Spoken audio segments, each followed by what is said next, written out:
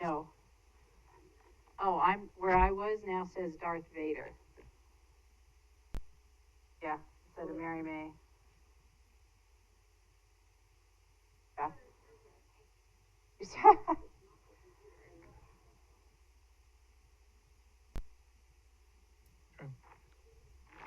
Mr. President, Commissioners, good morning. It's now 11:30. Thank you, Director. I'd like to welcome everyone here to the pre-commission meeting for the Ada County Highway District. And my first question of the commission is, do you have any questions or comments about the agenda? President? Yes. I do have one. It's regarding Director Wong's email to us about the number 2 on a regular agenda. Yes. The ordering of speakers. And I just had a question there. I did not see the appellant listed. Or did I overlook that? Number 2 on the consent agenda? No, it's regular. on the regular agenda. Regular, okay.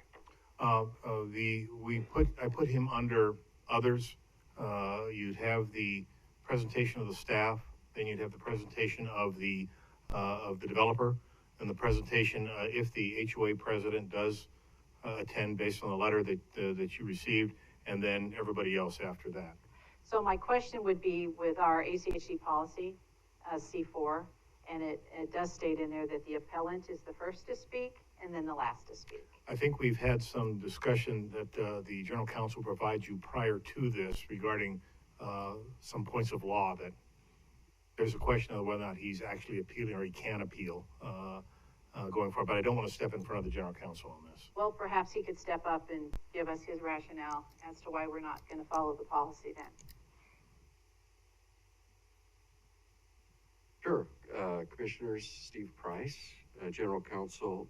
Commissioner May, in terms of, this was a staff level approval, and it's within our policy that whenever we have certain applications come with that meet all of our policy or even slight modifications within certain levels, that they can be reviewed and approved by staff.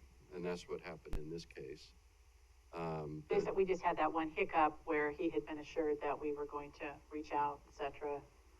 Well, and I'll let the development staff do that, but I do want to address what the policy is whenever we have a staff. I would like that. Then Mindy Wallace and I had a conversation because we both had spoken with the gentleman, and I can wait till we get to that item, but I just wanted to make sure we were following our policy as far as the ordering of who gets to speak and making sure everybody has the opportunity to do so. Well, and that's, before we get to there's another, and that is under our policy, it provides that the only person who's able to appeal a decision from a staff level decision is the applicant. Does not allow a third party to do that. And the gentleman who's appealed is the third party. And that is in policy 7101.6.7. So there's a standing issue, what we commonly refer to, doesn't allow third parties to do that. So that's what our policy provides, and that's what I'm up here to tell you. So in communicating with this gentleman then about his safety concerns, of which they are very credible and certainly need to be addressed, has he been told that he is speaking or not speaking? Have we communicated with him? Where are we on that? I don't know that. I'm sure development services staff have had all the Okay. communications with him, not me. Okay. So Steve, this is the first time we're hearing this from you. So what we've communicated to him is the order in which I originally emailed the director last week. Okay. I would like to address though, Commissioner May, if I can. Please. The conversation that our staff had with the gentleman was he was concerned about this development coming in. We had not received the application. Mindy told him when we received the application, we would reach out to him. We never at any time assured him that there would be a public hearing because there might not be if we can answer his questions, or if it's a developer, maybe we don't ever get to a public hearing if it's a staff level approval. We prepared the staff report, worked through it with the developer, had them review it. Then Paige contacted Mr. Ziebold by phone, left him a message. He hadn't provided us any details when Mindy spoke to him in July, other than he's opposed to this new subdivision. So Paige left him a message for him to call her. He called her back 2 weeks later. And in that time, we had issued the staff report because we're under obligation with the City of Eagle to provide them timely responses to their development applications. And at that time, we discussed the appeal process with him. He consistently, and staff met with him for an hour on Friday, and he's still sure that we've promised him a public hearing. But I can tell you that we did not promise him anything, and we reached out to him, and it took him 2 weeks to get back to us, and his reasoning was that he was busy. So from a staff standpoint, I feel that we communicated appropriately and consistently.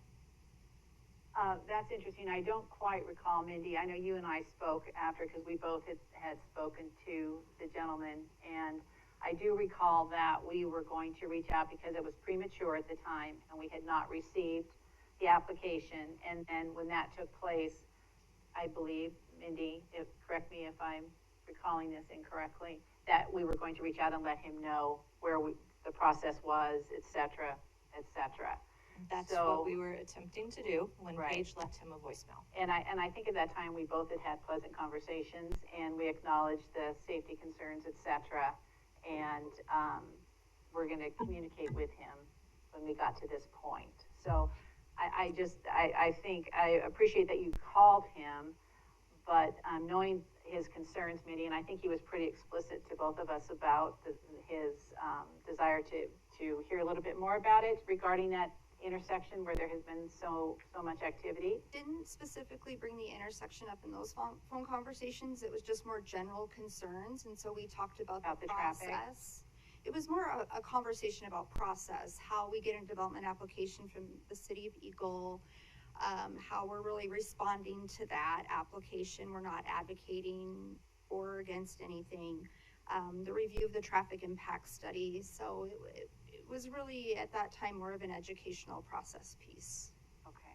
I think he got into a little bit more, and I think Director Wong included that in the email about canvassing the area and the meetings, the outreach, et cetera, that's taken place. So I just want to ensure that he has an opportunity to speak, and any other individual from that neighborhood today, I just want to make sure that's where I'm coming from, that they are allowed to share their concerns with us. Mary? Yeah. The easiest way to accomplish all of these things would have been, or would be, to remove the item from the consent agenda and just simply put it on the regular. It's on the regular agenda. Right, but that wasn't what the request was. Mr. President, It's there. Commissioner May, again, great comments across the board. Everybody does have an opportunity to speak for the commission and such during the session. There's been no, that I'm aware of in the staff, telling anybody they cannot show up.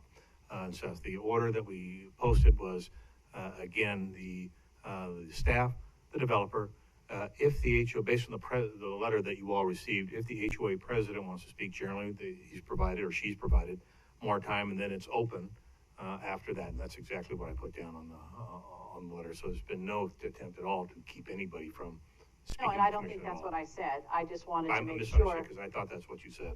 What I said was, is he the appellant? It says appeal, staff level decision, and lists him. And then according to our policy, it says the appellant speaks first. So that was my question, because I did not see him in your order. I did not cast aspersions on anything. So I was just asking a little bit of clarification there. And this is a big issue out there, and I just want to make sure they're heard, whether or not something comes from it, but I just want to make sure that we were not pushing them aside. And I just want to make sure they're We heard. would not do that, and we have not done that. Thank you. Mary and Bruce, my plan is to handle it as any other hearing would be on the regular agenda. Mr. President, Commissioners, I believe the General Counsel would agree that's the way to handle it. Okay, thank you. Mr. President, oh, sorry, go ahead. Mr. President, I do have a question about the consent agenda, if Yes. that's all right. Director, on item number number 3, excuse me. I read that obviously the estimated contract amount is not to exceed basically 1.5 million. But we're nearly 300,000 short from our expected costs. And so I was just curious, like, what is the course of action in terms of filling in that gap for that extra 300,000 that we initially hadn't budgeted for? Mr. President, Commissioner Pickering, great question. You're going to see a lot of these coming forward. And part of my report was to talk about, again, the national issue of inflation being at 6.2%, greatest since 1990. That was announced for October. We're going to see a continued amount of I'm going to say overages based on last year's estimate. The plan, well, each of these projects, not this one, but our projects contain a 5% contingency basis that we do submit. So generally speaking, that will cover that. However, if this continues to go forward, then we're going to have to make some very tough recommendations to all of you on how we cover these in the future. Now, I will say this, in the past, based on your budget, we have the operational requirement that you set for us, or objective, is to execute the budget at 92% or greater per year. I think one time we've hit 100% and such. Generally, we're in the 94 to 96%. So I feel comfortable at this point that there are dollars in the approved budget that will cover this and others on a case-by-case basis. But commissioners, as I'm sure you all know, we should expect more of this. As a matter of fact, I have a couple things in my director's report that will point to that. Thank you for that. So I'm just kind of curious. So, I mean, just internally then the process for something like this is staff will figure it out and work through it. And then at some point when it reaches a certain threshold in terms of an entire budget section, then we might be involved. Is that correct? Mr. President, Commissioner Pickering, no, you will be involved on this, on the first and second budget adjustments. And if there's something out of the ordinary, then that'll be brought to all of you immediately so that we can get your perspective. We'll make a recommendation, but it is your decision. Perfect. Thank you so much. Mr. President, I just had a question following up on Commissioner May's. Commissioner McKinney actually put in a request that we be clear on what the standard of review is for this, since we are sitting, I believe, as a quasi-judicial body, independent of staff, evaluating this on the facts and the law. Has Commissioner McKinney's question been answered, or are we going to address it when we get to it? I was a little unclear. What's going to happen, and I need someone to research this quickly, that item is going to be pulled from the consent agenda, so whoever, and put on the regular agenda. It's on the regular. It's on the regular agenda. I know, but it's put on there as an appeal, and that's not appropriate, as Steve just told us, because of who asked for the appeal. So I'm just trying to solve any potential conflicts that might arise. Good point. I'm going Good point. Thank you. Thank you, Steve Price, again. The issue that I raised is, as the appeal came, and it is properly before the commission on the regular agenda, the question of standing is whether a third party, which there seems to be no question about that. Well, our policy is very clear. That's why there's no question. Yeah. So there's that. But in the presentation today, Commissioner Hanson, I will be addressing Commissioner McKinney's issue on standard of review. But yes, but the my first question issue is how to properly and within our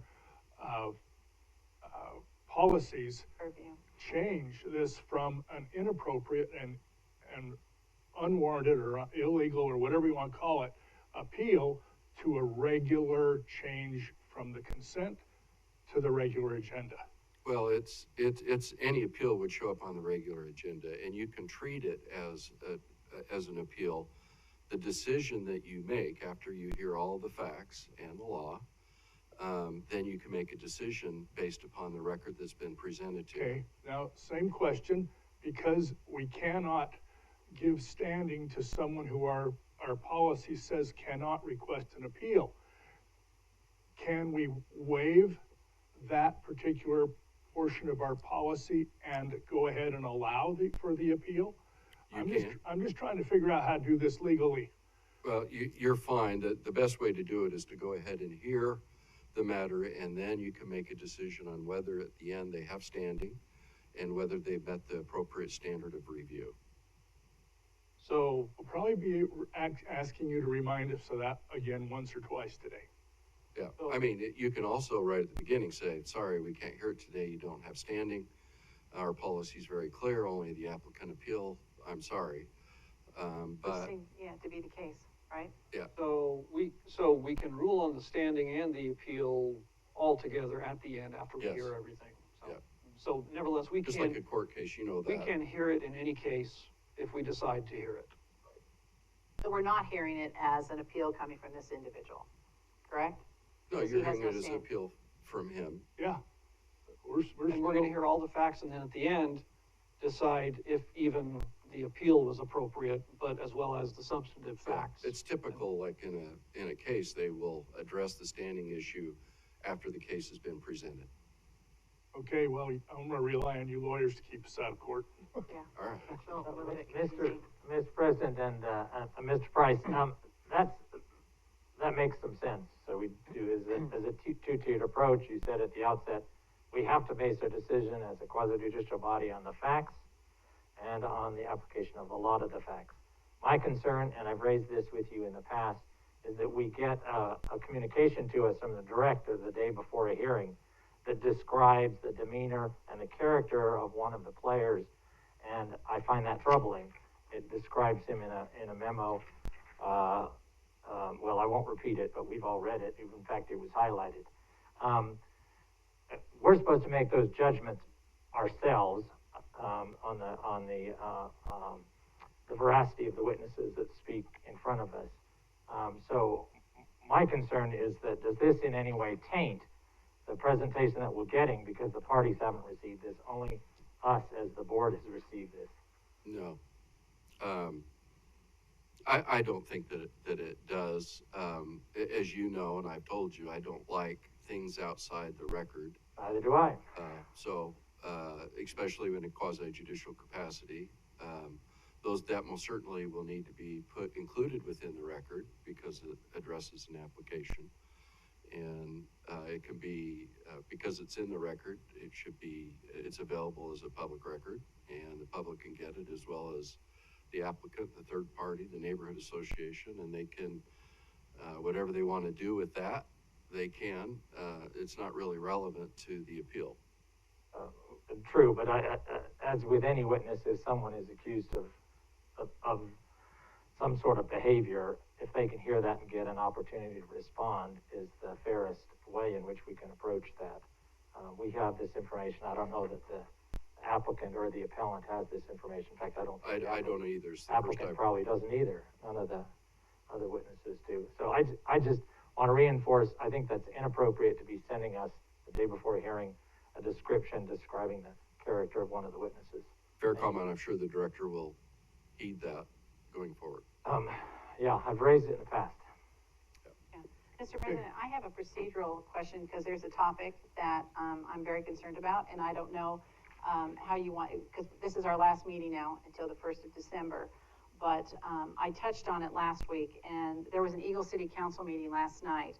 We as a body agreed to defer the Downtown Eagle project 1 year, and it was at the suggestion, the director provided that as a suggestion to the mayor when we did our walk around with Justin, that was an option that they had because they had a lot of balls in the air with land acquisition, et cetera, and the delay on the Eagle and 44 intersection.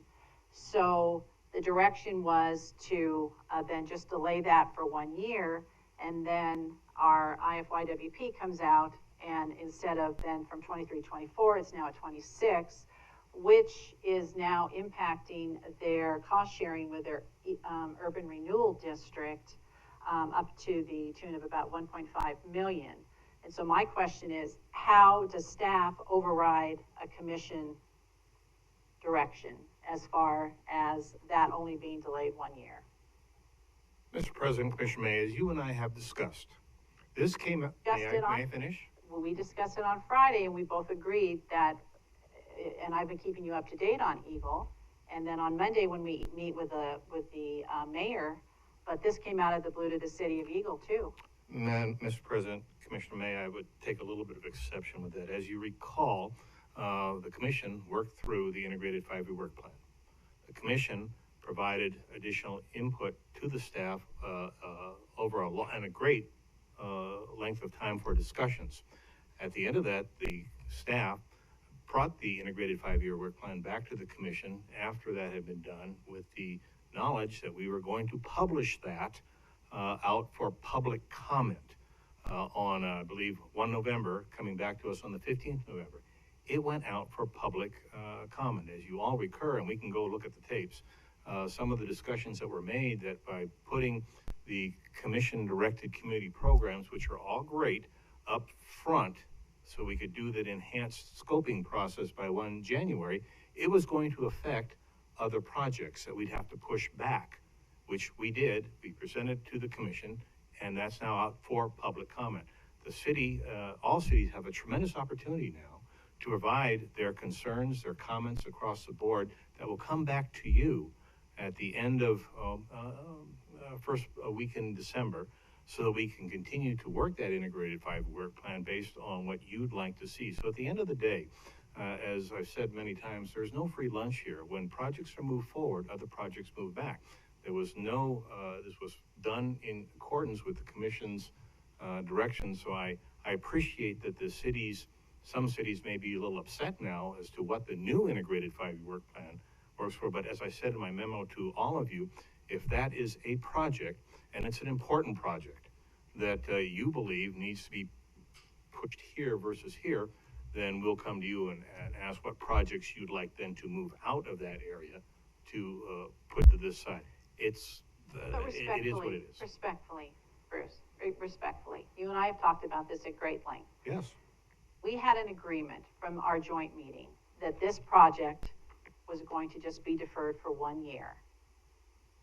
Then we move the date, we push it to the end of our IFYWP without any discussion with the commission that this is going to happen, because this was commission direction. We're not just talking about any project. This was something that was mutually agreed on. So I can totally understand the city feeling like they were caught off guard and are a little upset that they didn't have any advance knowledge that this was coming.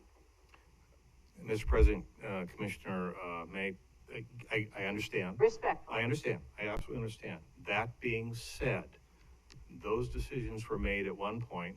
Then we went into another phase where we brought forward more community programs. You were all intimately involved with that process on the integrated 5-year work plan, as were our staff. Again, I will say that this is the first opportunity that it went out for public communications based on the game plan that we presented to you and you all approved. There is an opportunity for the commission to again come back and say, we believe this should be here and here, and then we'll work those issues. Those, again, when we opened up the integrated 5-year work plan, I do apologize to all of you, things moved. They had to move based on funding, timing, and you all had the opportunity up front, and maybe I should have done a better job of posting that out. Yeah. Respectfully, Director Wong, is if we have an agreement with the city, a handshake, that something's being done, and we had a protracted discussion about that. They took our advice, they deferred it, they were told money would change, they would keep their place in line, and then there was no discussion. So I don't think we actively asked, how's the downtown City of Eagle project going, with the expectation that our direction was being honored and it had already been addressed. So to have this come back around without any sort of heads up to the city, I think we can do better. And so until we have further direction from the commission that this project is not to retain its 1-year deferral, I think it needs to stay on there until we have those discussions. And especially now in light of their city council meeting last night and the impact this is having on their planning, because they have been doing their due diligence, they have been working and putting everything together. I've updated you as things have kind of rolled along out there with Eagle. You're going to have a meeting with Mayor Pierce to talk about that. So this kind of caught them out of the blue. And so I was actually in a meeting with the mayor when an email came into the staff. And so obviously the first question from him is what's going on. I had no heads up. I had no idea that this project had been bumped. So I think, yes, we can do a little bit better job, because it took me by surprise. And I didn't have an answer. And then last night there was a presentation at the Eagle City Council meeting. And there was a reason given because we did not take the foregone. I think that the capital improvement, the percentage for the money would be used for a capital improvement project. We elected not to take that option. But there were some people that weren't happy. I don't think it reflected well on the district. And I think had we been a little bit more forthcoming and had those discussions ahead of time, that would not have transpired last night. So I'm sorry, we're gonna have to agree to disagree again, but I think we could have done a better job. And in my mind, we have given direction already on that project. And until we have another discussion on that and see what they come back with, maybe they're gonna have, you know, some changes, maybe they're not, maybe they're gonna go with the original project. I don't know, we haven't had that meeting yet. Mr. Director, might I suggest that since we are all cognizant of this and our relationship and everything else associated with it, that there be some back and forth that goes between now and our adoption hearing, because everything is already out to the public. All the statutory timelines have been fulfilled, and I don't think we can do anything besides deal with this on our hearing night. Correct, Steve? Okay, then I would suggest that's when we take care of it. Okay. Do we have any other agreements with cities that we've bumped without notifying the city? I would suggest probably we discuss that offline and then bring it back if necessary. I just think we can do better, so thank you. Mr. President, I know we're running out of time. I would agree. I think when commission goes forward and enters into a joint meeting, some commitments, city to city, jurisdiction to jurisdiction, that get communicated in a way that changes how it might come out. I think we've asserted ourselves as a commission much more intentionally in building those relationships with our partners, and so I would suggest that we have to change the way something's operating, because there's a disconnect. And I'd like to raise one that raised with Boise P&Z, but I know we're running low. It's a very important one that grew, and it's a much shorter time frame. If you allow me to, or I can do it later on during at the end of the public hearing. Let's go ahead and defer it to whenever's more appropriate, when we can do something about it. I'll raise it at Public Communications then. Okay. Then we'll go ahead and continue. Is there anything else regarding the agenda that anyone would like to address? Then I would suggest that we kind of make the director's report quick.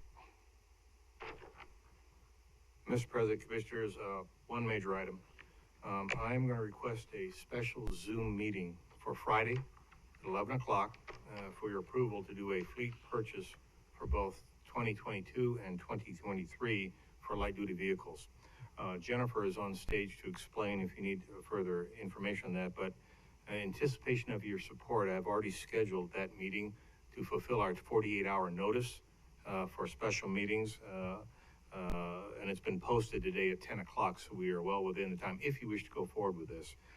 This meeting is required because we learned today that corporate Ford and corporate Chevrolet have, the most part, basically canceled or will be canceling all of their fleet purchase agreements that they have now based on supply chain issues. We've been told that if we are able to get back to them by close of business Friday, we may stand a chance of, when we put an order in, we may stand a chance of seeing those fulfilled. However, it's not guaranteed. So my request is that via Zoom, we have this meeting. I can't bring it up on today's agenda based on posting requirements, but if you are amenable, we can do that, and Jennifer can explain the request, and you can either say no or yes or no today to the special meeting. I will let you know that we save about $15,000 per light-duty vehicle by going through fleet commercial purchasing as opposed to going down to the dealerships and purchasing those accordingly. So that's my request. Yeah, I have no problem with that. I would just as soon save the money. I would just as soon that Ford and Chevrolet have their computer chips shipped by plane instead of ship, but I don't make those decisions. I'd like to hear from Jennifer. Mr. President, just want to let the commission know that I will be unavailable during that time.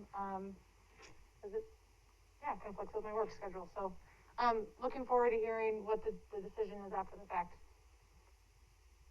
Also, I'm not sure if I will be available. I'm going to be traveling immediately after this meeting, and Friday, it's remains to be seen whether I can make myself available for that. So if three commissioners are available, I'm not, I have another engagement, 11:15.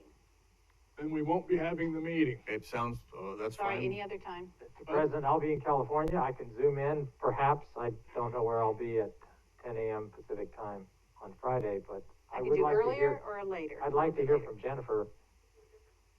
I would suggest that it's a really good thing that we wind up shuffling our fleet at the low mileage rate that we do, because we might be keeping them a little longer, it sounds. We've already gone through that, Mr. President. I Already figure done. as such. Could we do it a little later? well, That would help, I don't know. later on Friday, Or earlier. would you be or- available? Later in the afternoon. I would be too, but yeah, I can't make 11. Is that morning time the only time that we can do it, or would it work if we did it in the It afternoon? would, we did that based on timing for the special meeting. We can be available anytime that you're available. Yeah, order has to be in by noon, Could I'm we do it? sorry. Oh, okay. Uh-oh. I All could do right. earlier. By noon Pacific time?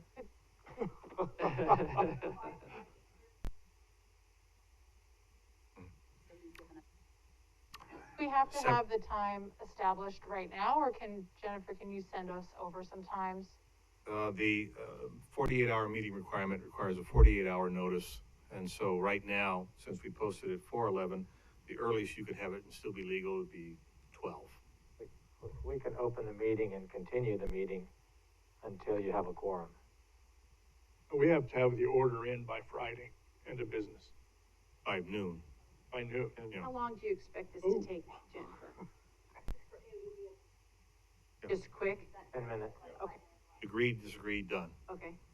I could just do it on my cell phone. I could just excuse myself, and if we don't have to have a long discussion, if it's just really a matter of a vote, I could do that. Yeah, And it's Zoom. I will, I can get on the call wherever I am on my cell phone, but I would like a full presentation from Jennifer today, so we have that understanding of what we're getting into. okay, let's do it. I will, Vote, I can do it. I will make myself available to Okay, let's be make involved. it for noon then, For Oh, 11 o'clock. 11 o'clock. He needs Okay, it by noon. cool, yeah. And finally, commissioners, and we'll have, if it's okay with the commission, Mr. President, Jennifer can speak to you after you're done Okay. with today's business before your executive session, if that's agreeable. And then last two things of this large list. Today is the Marines' 246th birthday. Semper Fi to the Marines. And tomorrow is Veterans Day, and I know we're running a little late, but I have a very short video I'd like to share with you that I shared with all of our team today regarding Veterans Day. Stacy, if you'd bring that up, please.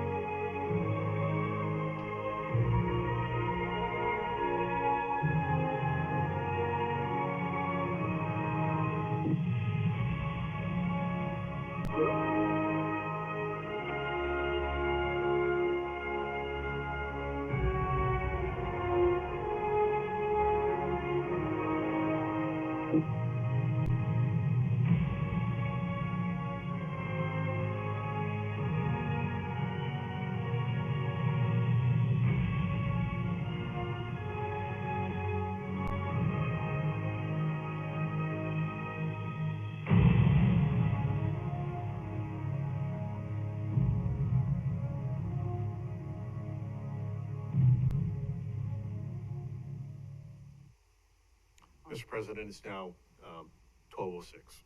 Thank you very much. Ladies and gentlemen, welcome to the Ada County Highway District Commission meeting. We will begin with the Pledge of Allegiance. I pledge allegiance to the flag of the United States of America and to the republic for which it stands, one nation, under under God, God, indivisible, with liberty and justice for all.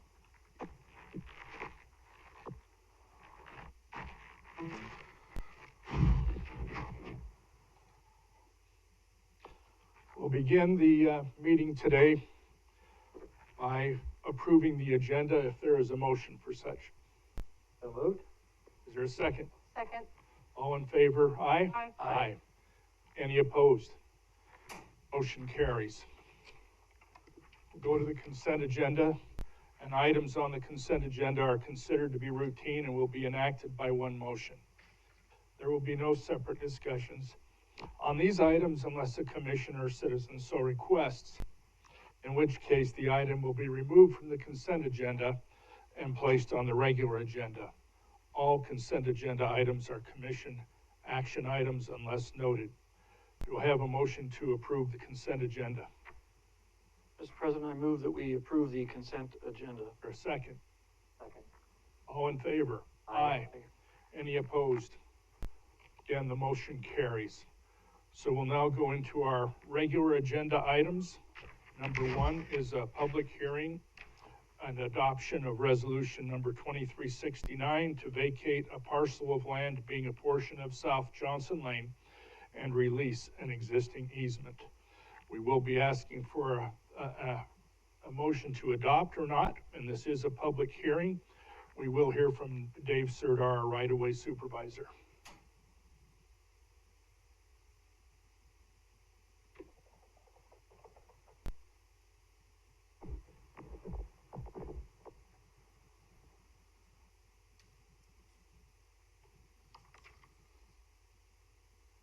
Thank you, President Goldthorpe, Commissioners.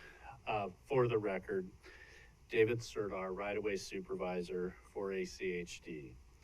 This is a public hearing and decision briefing for a vacation on Johnson Lane in Meridian. The proposed vacation was requested by Hawkins Properties LLC. The vacation area is just under a half acre. ACHD has received the $2,500 application fee, and the amount of the vacation is $215,855. As you can see, this is the vicinity map of the area. This is Meridian Road over here to the east. The road to the north is Waltman, like that. As you can see, I-84 just down here in the bottom. The vacation area is in red. The easement area is in yellow. This property was previously owned by ITD, and this served as kind of an access down into this property for one of their drainage ponds. Any future access, this property, as you can see right here, is all owned by the developer. Any future access will be submitted as part of a development application on this piece right here. So those access issues would be dealt with at that time. It is staff recommendation that we adopt and sign resolution number 2369, authorizing the proposed vacation and release of public right-of-way easement as applicants have completed all staff and all commission and staff requirements, excuse me. I will remain standing for any questions. I have one. I mean, Sure. I don't know how often these drainage pits are visited, but if ITD has a reason to get in there in the meantime, will they just stop on the side of the interstate and hop the fence or what? They have access through the south. I've told by my staff has asked that question, and it's been, the message has come back that they do have access from the south or from along the freeway there. Well, So I've we are not cutting off their access. Okay, I've seen where you can drive down there, so Yeah. that's why I asked. No, that's a very good question. Any other questions or comments? Just a for quick Dave? question, Dave, so when we vacate this, since this is adjacent to the applicant's property, there's an automatic, they'll get half, and then the other property owner will get the other half, is that how? It did at one time, I believe, my understanding is President Goldthorpe, Commissioner Hanson, as it stands now, my understanding in the state law is that now that we are allowed to give it to the applicant. In this case, All of it? Yes. So that the other the property owner on the other side doesn't get any, or is how does that work out, don't we? They are not a part of this application, no. Right, but they would have an interest, presumably, because when we vacate, we don't say who gets it, we just say it's no longer of any use to the public. And then, the standard has always been, I thought, is split between the two properties. Or we, President Goldthorpe, members of the commission, for the record, my name is Justin Lucas. I'm the planning and Deputy Director of Planning and Project Management here at the Ada County Highway District and right-of-way. So the way this works is we have an application process that allows for vacation by an adjacent property owner. If there's two adjacent property owners, they are not required to come together to us to do that. In this specific instance, the property owner came forward. They are an adjacent property owner. They are required to pay for the entire purchase of the property, which is why they get all of the property in this specific application. The purpose of this public hearing today is to allow for, if indeed there are other property owners who have a problem with this vacation, who believe that they have some interest, this is their opportunity to provide that feedback to the ACHD Commission. We do noticing and follow all noticing requirements, and so they're very aware this is happening. As you've seen historically, typically, if they're not willing to pay, then they typically don't participate, which is, I believe, what is happening here. But we'll see if the adjacent property owner is thank any you for adjacent clarifying. property owners are here to testify. Thank you. Thanks, Justin. Any other comments or questions? Mr. President? Yes. Is the applicant here? It looks like Ethan's here potentially. So I'm just really curious if there's any extra commentary that he might provide. He's next. We'll hear from the applicant. If you just identify yourself, name and address. Yeah, good afternoon, President Goldthorpe and commissioners. My name is Ethan Mansfield, and I'm representing Hawkins Companies. And we're located at 855 West Broad Street here in Boise. I can actually clear up some of these questions about how the property gets split up. We actually now own all property surrounding the right-of-way. Oh, okay. So on July 7th, we closed on the property that was actually shown as an adjacent property, which is now part of our project. Great, thank you very much. Are there Glad any you were other- here. Are there any other questions for the applicant while he's up here giving testimony? I have one question, Yes. really just out of curiosity. What sort of development is planned to go in there? Mr. President Goldthorpe, Commissioners, Commissioner McKinney, we are proposing a shopping center with some mixed-use office component and some small pads out front. Thank you. Thanks for being here. You haven't brought that before us for approval yet, have you? Ms. Bankhead is actually reviewing the TIS right now. Sure, okay, thank you. Anybody else? Thank you. Stacy, is there anyone on Zoom that would like to speak to this?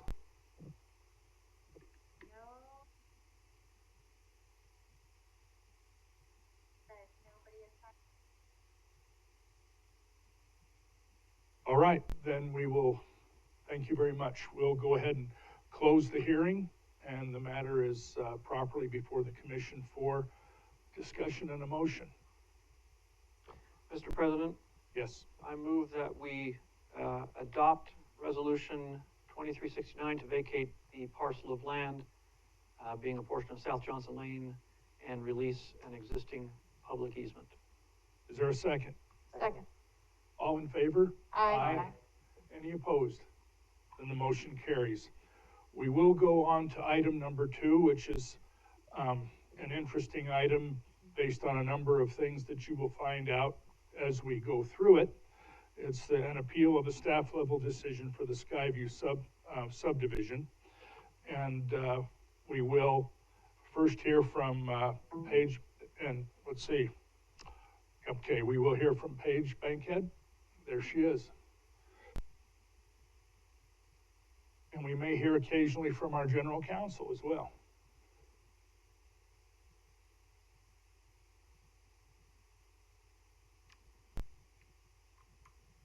All right, thank you, Mr. President and Commissioners. Paige Bankhead, Assistant Traffic Engineer with Development Services. This is an appeal of staff level decision for the Skyview Subdivision development. Skyview Subdivision is a proposed development at the northwest corner of State Highway 44 and Park Lane in the city of Eagle. It consists of 125 residential lots, 16 common lots, and 1 commercial lot on 18.49 acres. The application meets all district policies, and the staff report for this development was issued on September 30th, 2021. As part of the application review process, the applicant submitted a traffic impact study that meets all district policy requirements for a traffic impact study. Therefore, since this development application and the traffic impact study meet all district policies, the staff report was issued on September 30th, 2021 for Skyview Subdivision. William Ziebel requested to appeal staff's decision on October 14th, 2021, citing concerns about the accuracy of this traffic impact study analysis. Specifically, the collected traffic counts on Park Lane and at the intersection of Park Lane and State Highway 44, as well as concerns about the accuracy of the projected traffic volumes. He has additional concerns that include potential accidents and pedestrian safety on Park Lane, as well as cut-through traffic in his neighborhood from the development.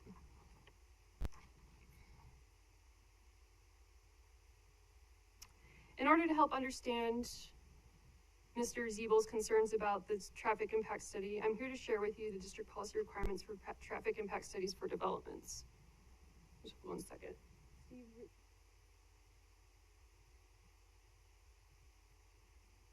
Well, yeah, we have to go back.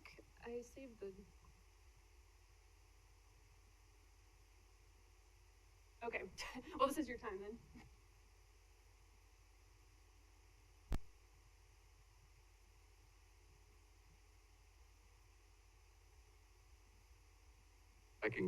I prepared a couple of slides that were included in the presentation, but the draft that got pulled up doesn't have those. And we can pull that up. Ken, that's under Q-Drive, legal, me, and then it's Skyview. But in the interim, I'm happy to address the issue. First off, in accordance with, as part of the staff level decision and the appeal process, ACHD policy provides that under policy section 7101.6.7, the commission shall hear and decide appeals by the applicant by an applicant of the final decision made by the authorized management personnel. Yeah. There you go. Technology. So It's not on Zoom. can you share that?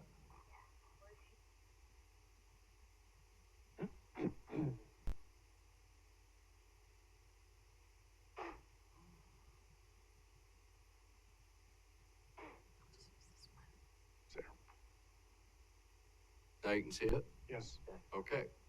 So here is the actual language from the, our policy section. There it is, black and white. And so the standing issue is, can a third party appeal a staff level decision? In accordance with this policy, the answer is black and white, no. But the standard of review, Mr. President, Commissioner McKinney, that you had asked me to address, when making a decision that's properly before the decision on appeal of a staff level decision, that's your standard of review. All the relevant facts presented, made in error of fact or law, abused discretion, and acted arbitrarily and capriciously in interpretation or enforcement of the ACHD policy manual. And so the issue here is that this falls within a development application that staff reviewed that meets all of ACHD policy standards, and their decision is based upon ACHD policy. Quick question, Steve, is that and or? Do we have to meet Or. all of those? Or. Okay, okay, so it could be any one of them, but not all, doesn't have to be all of them, okay. And if you, assuming that they're standing and you have those issues, the standard is then you would have to support your decision and the evidence that's presented in today's record. And Paige, back to you.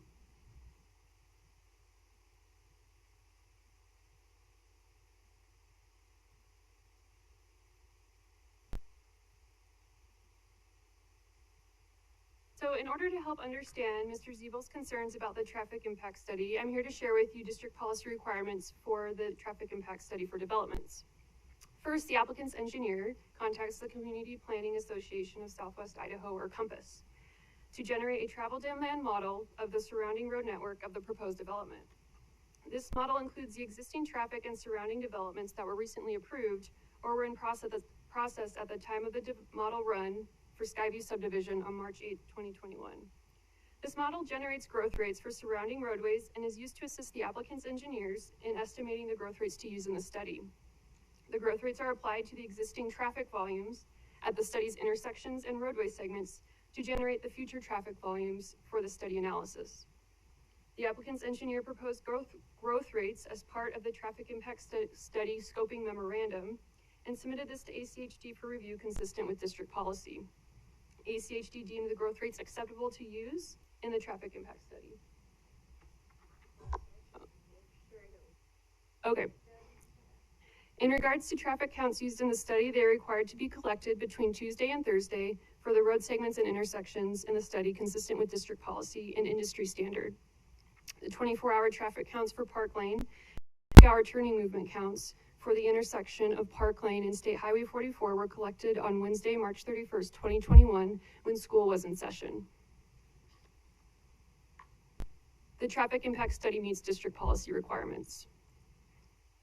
For pedestrian safety, Park Lane currently has school zone flashers and a pedestrian actuated rapid flashing beacon crosswalk for students to safely cross Park Lane at the Eagle High School South Driveway.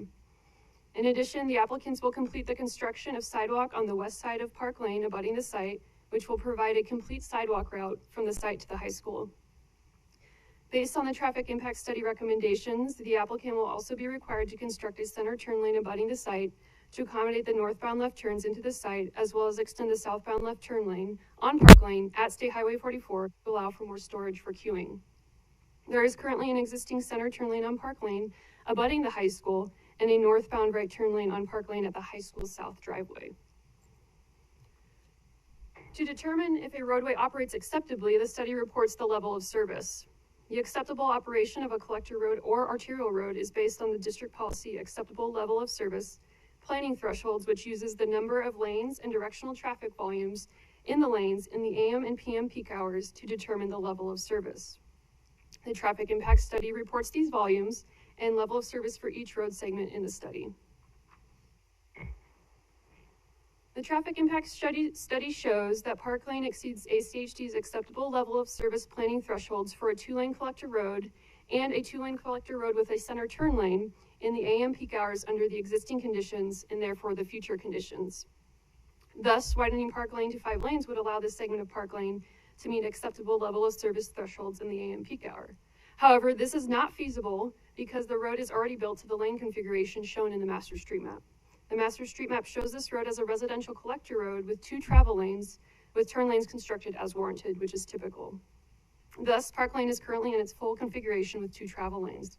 The development will be required to construct a 2-way left turn lane on Park Lane abutting the site as stated before.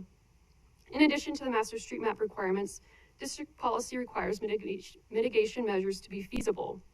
Widening Park Lane to 5 lanes is not feasible or practical because the northbound site traffic on Park Lane is projected to only be 9% of the 2024 northbound traffic as reported in the study. Park Lane only exceeds level of service thresholds for a 2-lane collector road with a center turn lane for approximately 30 to 45 minutes based on the traffic counts collected on March 31st, 2021. This is due to the northbound high school traffic. Park Lane meets level of service planning thresholds for a 2-lane collector road in the remaining AM peak hour time frame from 7:45 to 9 a.m., as well as in the PM peak hour time frame from 4 to 6 p.m. for the existing and future traffic conditions in 2024. In addition, there is also not enough right-of-way off-site, and it would create confusion for drivers if Park Lane was widened to 5 lanes only abutting the site and then tapered to 2 lanes directly north of the site. So in order to address the concerns about accidents, historical crashes on Park Lane and at the intersection of Park Lane and State Highway 44 were investigated further. At the Park Lane, Carden Street, and High School entrance, the south driveway entrance, there were 6 crashes within 0.2 miles of the intersection in the last 6 years, with 1 fatal accident that involved impaired driving. No apparent patterns other than 4 of the 6 crashes involved drivers under the age of 18.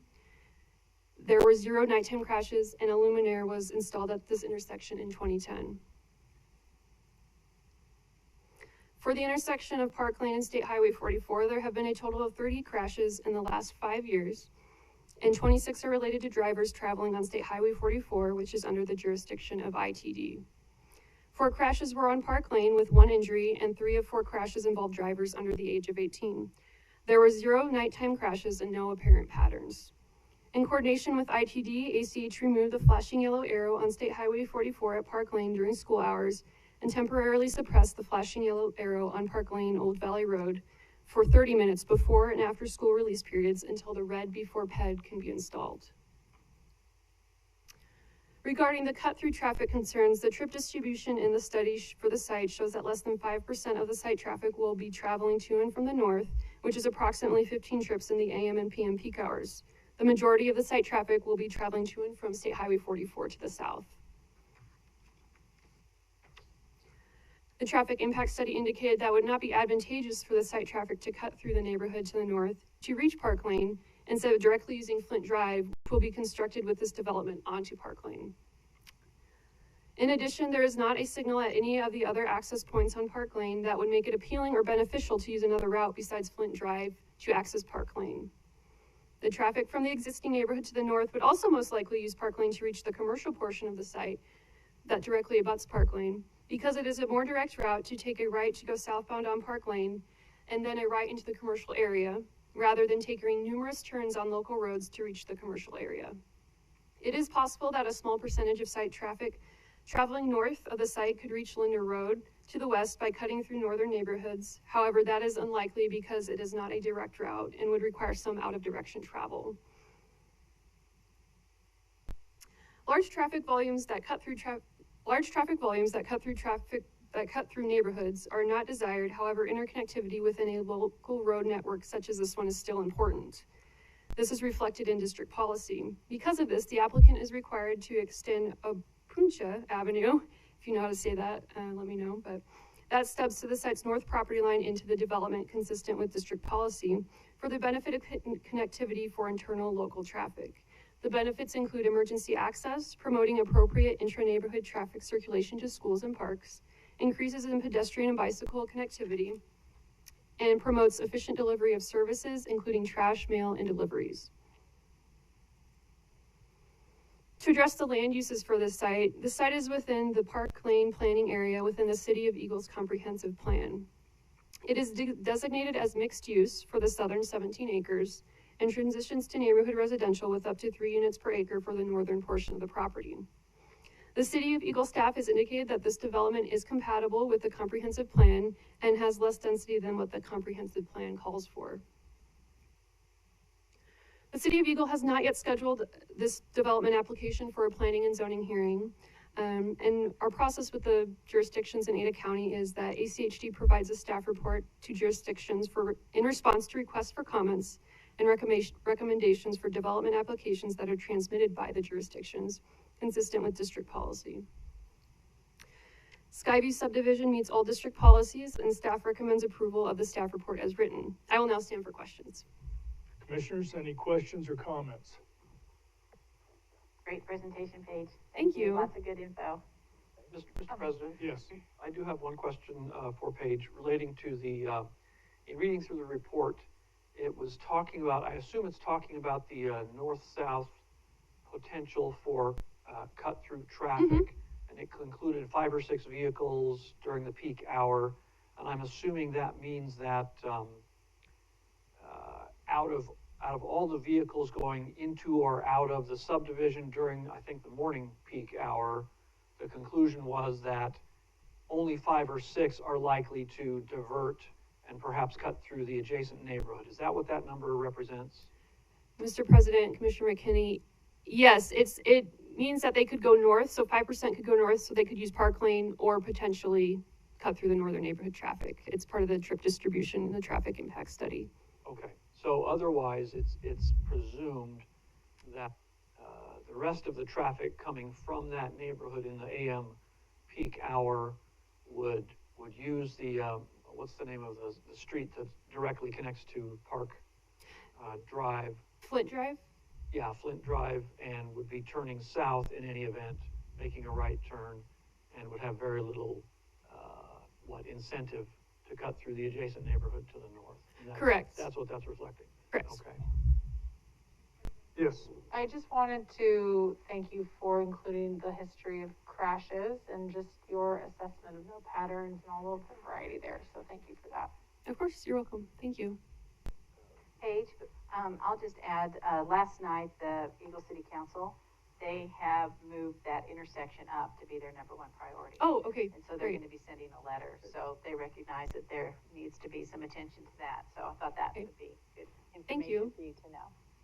They sending it both to us and ITD? Mhm. Cool, thank you. Mr. President, Yes. and, Paige, thanks. I really appreciate this. It's nice looking at this, seeing some decent connectivity through the neighborhood. And I think people understand when you have connectivity, there'll always be some cut through. It's just that hopefully those roads are designed so that there's not the speeding. I had a question though. You mentioned about sort of the connectivity up to the high school and so forth. Mm-hmm. It looks like it's about 1.5 miles from downtown Eagle. So this neighborhood, is that right, from downtown? I don't have that exact number. I'm trying to place it. It's probably more like 2 miles. Yeah. That's okay. 3. Yeah. I was just wondering whether it just doesn't look like there's any way, if you wanted to walk or bike to downtown Eagle very easily. So in fact, you probably have to drive those 2 miles to the main activity center, which is unfortunate, but that's nothing to do with that development. It's the lack of connection to the east. Thank you. You're welcome. Probably go up to Floating Feather and go that way. You don't want to be on 44 on a bike. Any other comments, questions? Thank you very much. Thank you. Now, Steve, should we go to the applicant or should we hear from HOA or anyone else first?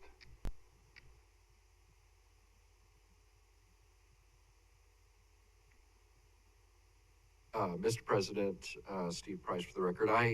I'm not sure what the agreed upon schedule. We typically would go with the appellant and then anybody off of that.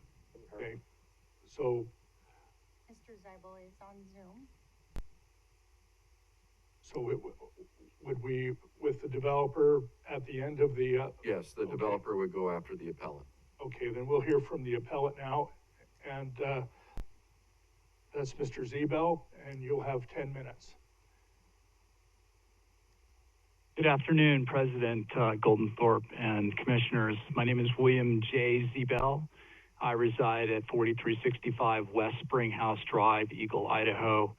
We're just off Park Lane and north of the proposed Skyview subdivision. I wanted to make a couple quick comments about the presentation we just saw. There is a meeting scheduled at the P&Z in Eagle for next Monday, the 15th. The information on the slide is incorrect. Number two, there have been 2 deaths on Park Lane, one at State Highway 44. To the best of my knowledge and research, there was not anything to do with impairment. It was parent, number of kids, and one of the high schoolers died. Second death was a young landscaper at Cordone and Park Lane. So there's 2 deaths, not one. So those are the things I have to say in response to what we saw. I'd also add that the study is only as good as the data. And that's probably a good segue to kind of get into the bulk of my comments. Please keep in mind, I'm not a civil engineer by trade. I'm not a lawyer. Material is incredibly difficult to get through, I think, for anybody with an engineering background in general. I do have an engineering background. I worked for Goldman Sachs, NASA, Battelle. So I probably have a better advantage than most reading through the material. That said, it's incredibly difficult to get through. I am here today to appeal the Skyview subdivision staff level decision and have a request for modification to the previous decision. I'd like to start by actually reviewing the Skyview subdivision residential development TIS traffic impact study prepared by Kimley Horn. And I'd want to turn to Appendix A, the traffic impact study scoping memorandum, specifically pages 150, 152, and 156 and 157. And what's interesting for me about this is when you look back at the history of the record, what I see is misinformation, information that's actually been obfuscated. I see data that's been eliminated from the effort. And I find that troubling. And it's all there for the reading, where we see, staff recommendations and requests for information to be corrected, information to be added back into the report, tables that aren't actually accurate. There's a whole host of information in here that could easily be represented as just misinformation in general. Including queue lengths in the study that were eliminated. The study doesn't include the left turn analysis for the 2024 background plus residential and commercial scenario.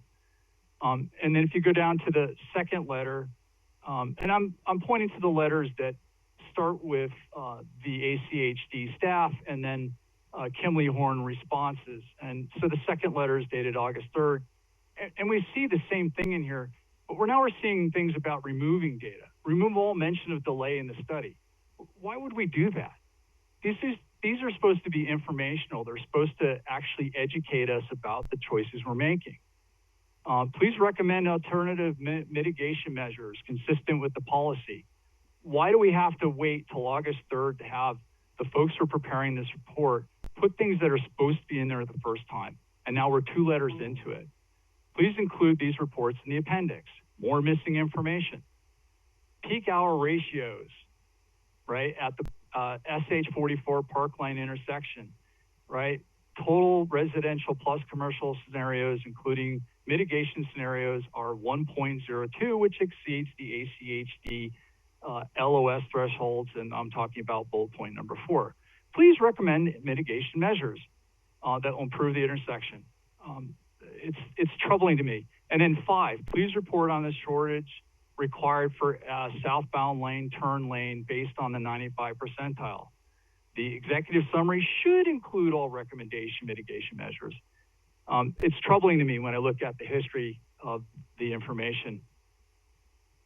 So with that as a context, I wanted to run through what I feel are finding of facts that are completely eliminated from all the material I've read.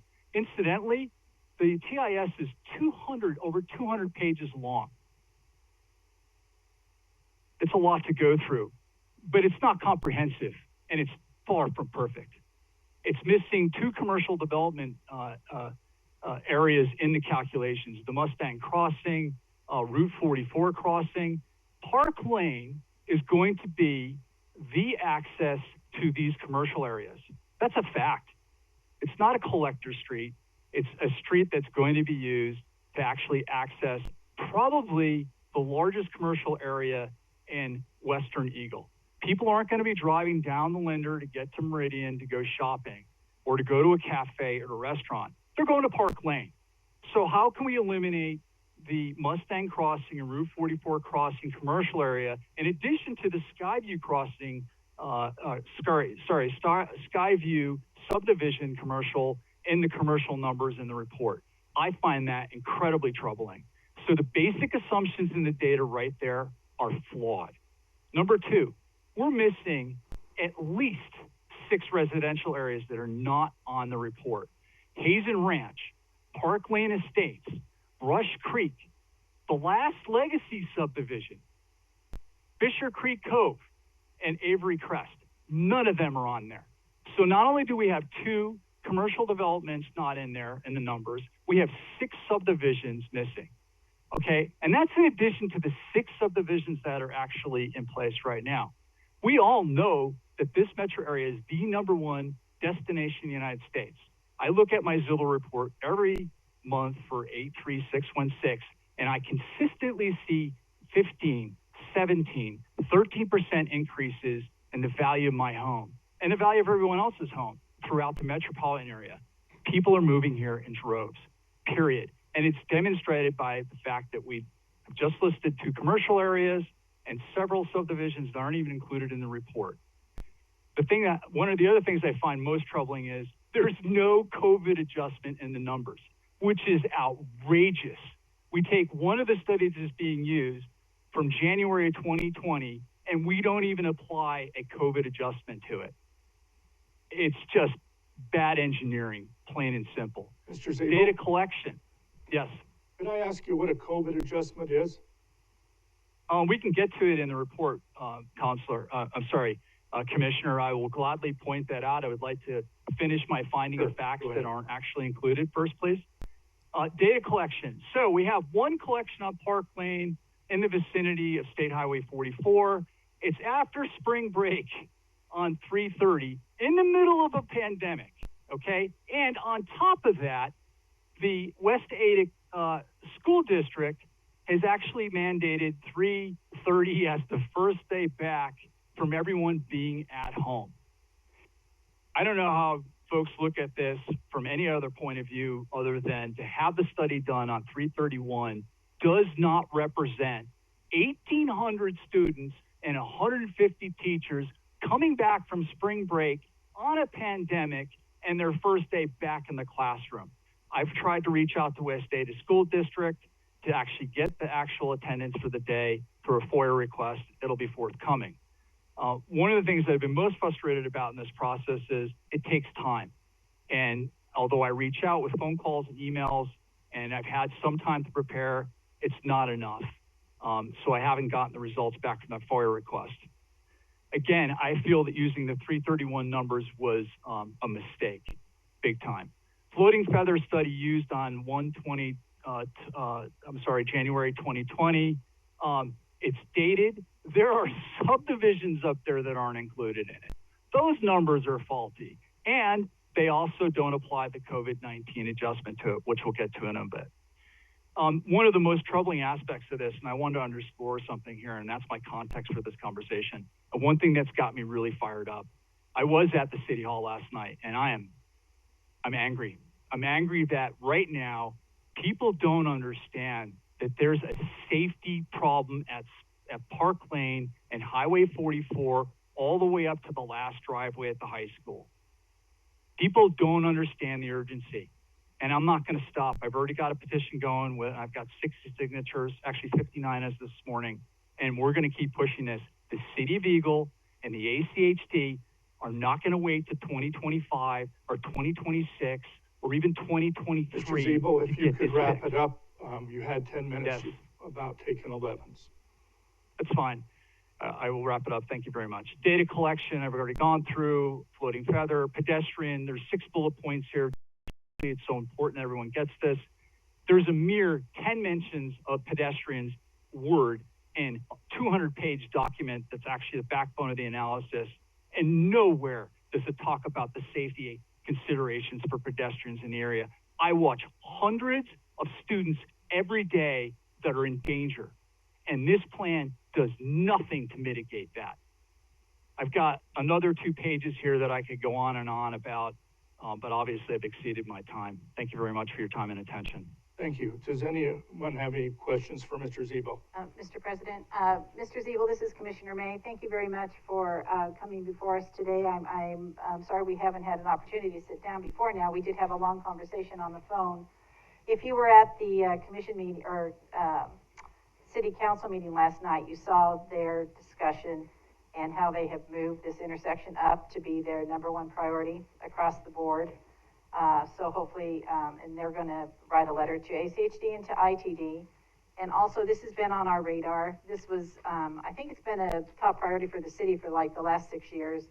And each commissioner had their list of priorities this year, and Highway 44 and Park was definitely one of my priorities as well. So hopefully we can get some attention to that area. But I want to thank you for your time, and I hope to have a longer conversation with you here soon.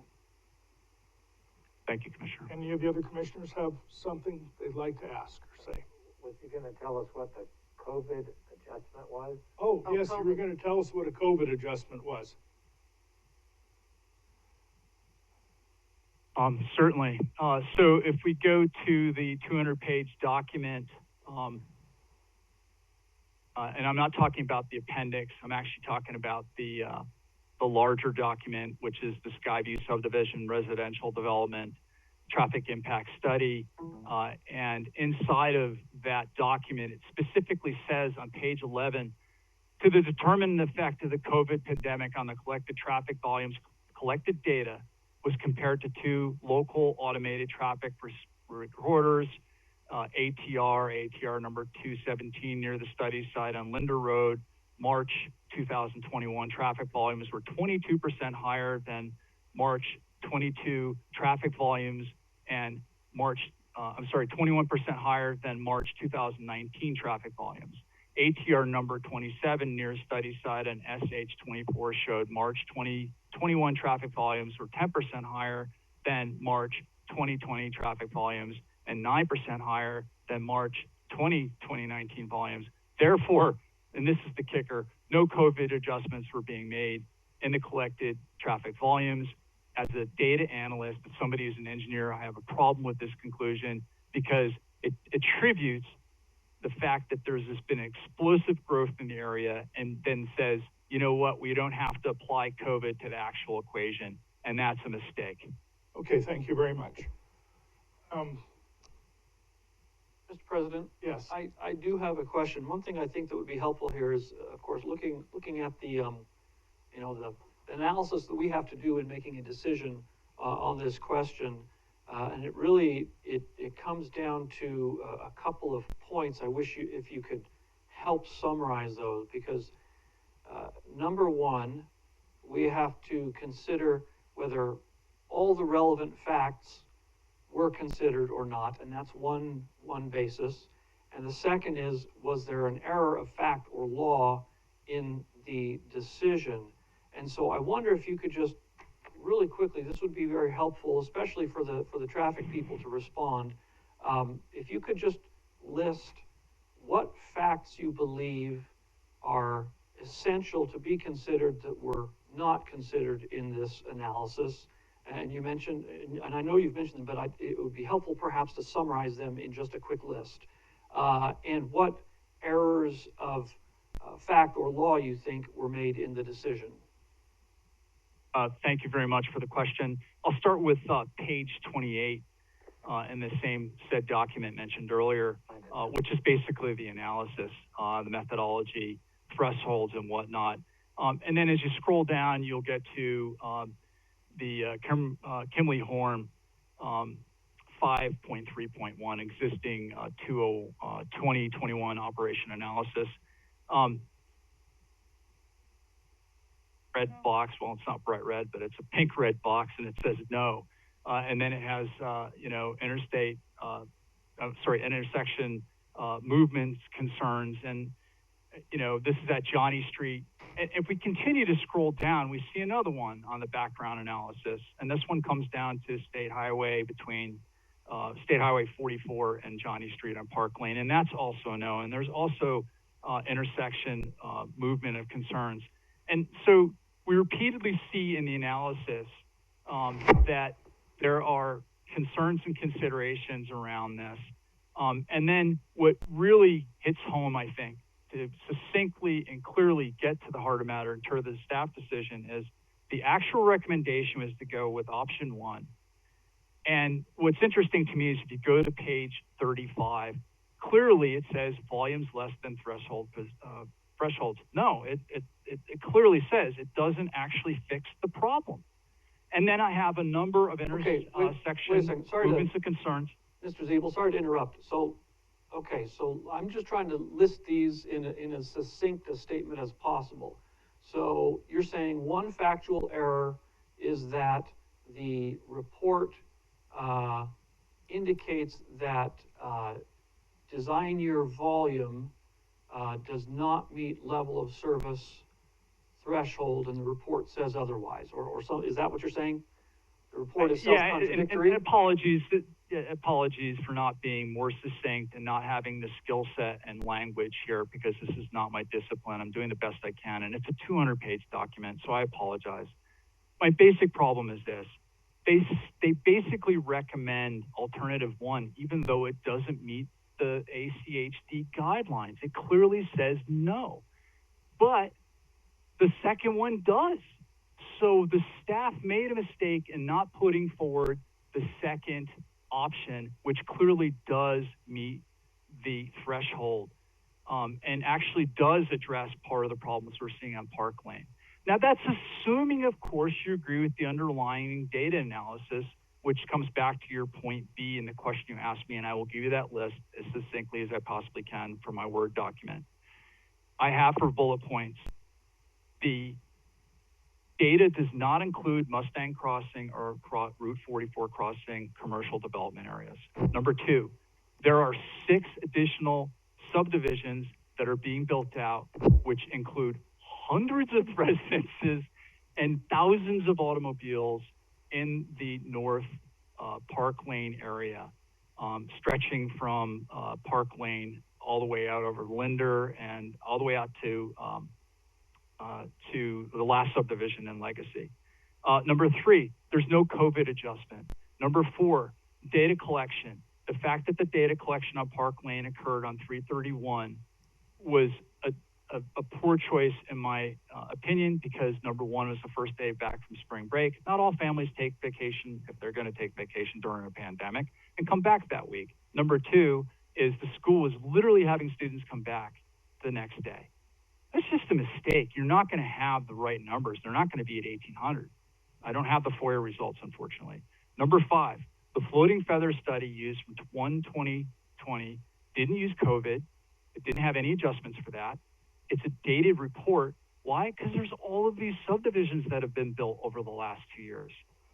Number 6, pedestrians, and I have a number of bullet points on this. There's only 10 mentions of the word pedestrian in over 200 pages of reporting. None of them talk about the safety problems on Park Lane. There's some mitigation that's discussed in the subdivision residential development, and it talks about alternative mitigations in 6.3.6. The appendix in the traffic study scoping memorandum says it once. It's basically a footnote. But clearly, there's no focus on pedestrians in the report, in the data. That's the problem. We don't know. And I can tell you there's hundreds of students that actually go through and use Park Lane, and there's no data for noon.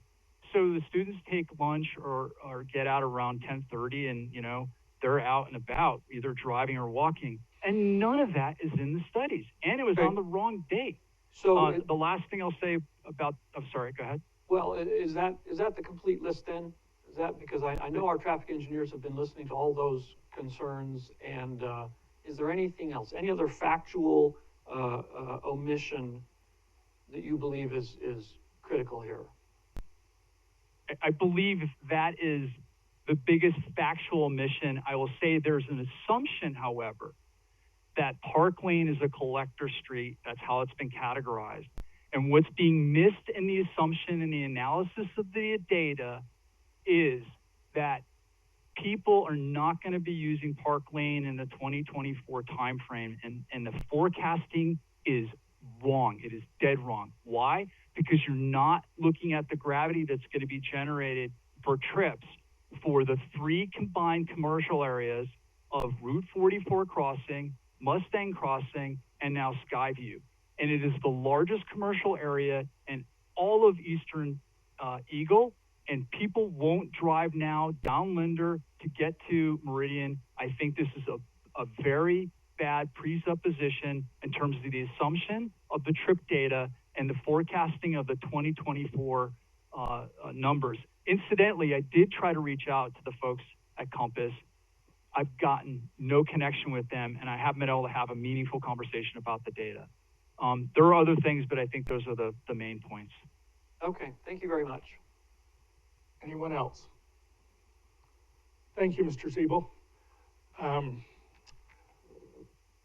Stacy, is there anyone else signed up to address this right now, the HOA, for instance?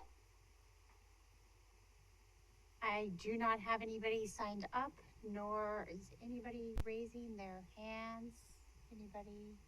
Okay, then Then the applicant can speak now. that's who I was going to ask. Dave, you want to come up?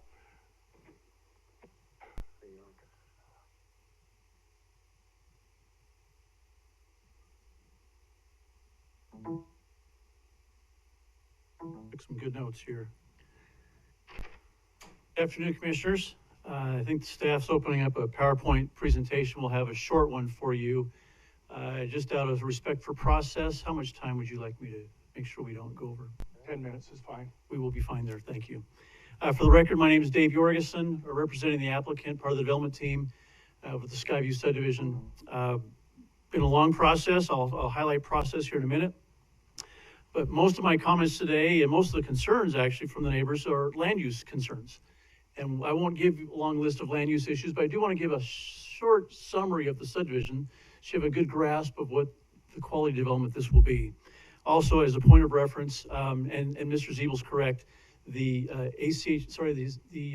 Eagle City Planning and Zoning Commission has scheduled a public hearing. It is next Wednesday, next week, the 15th of November next week. Also with us today is Deb Nelson, our attorney, who she'll speak after me to address just a couple of the legal issues as for your reference. Also on the line virtually, we've chose to respect your staff's request. We did not bring our team, but our traffic engineer is on virtual in case there's any technical questions. Tim Nicholson, as well as Bob Backman from Kimley Horn are available. So with that in mind, let's see if that pops up here.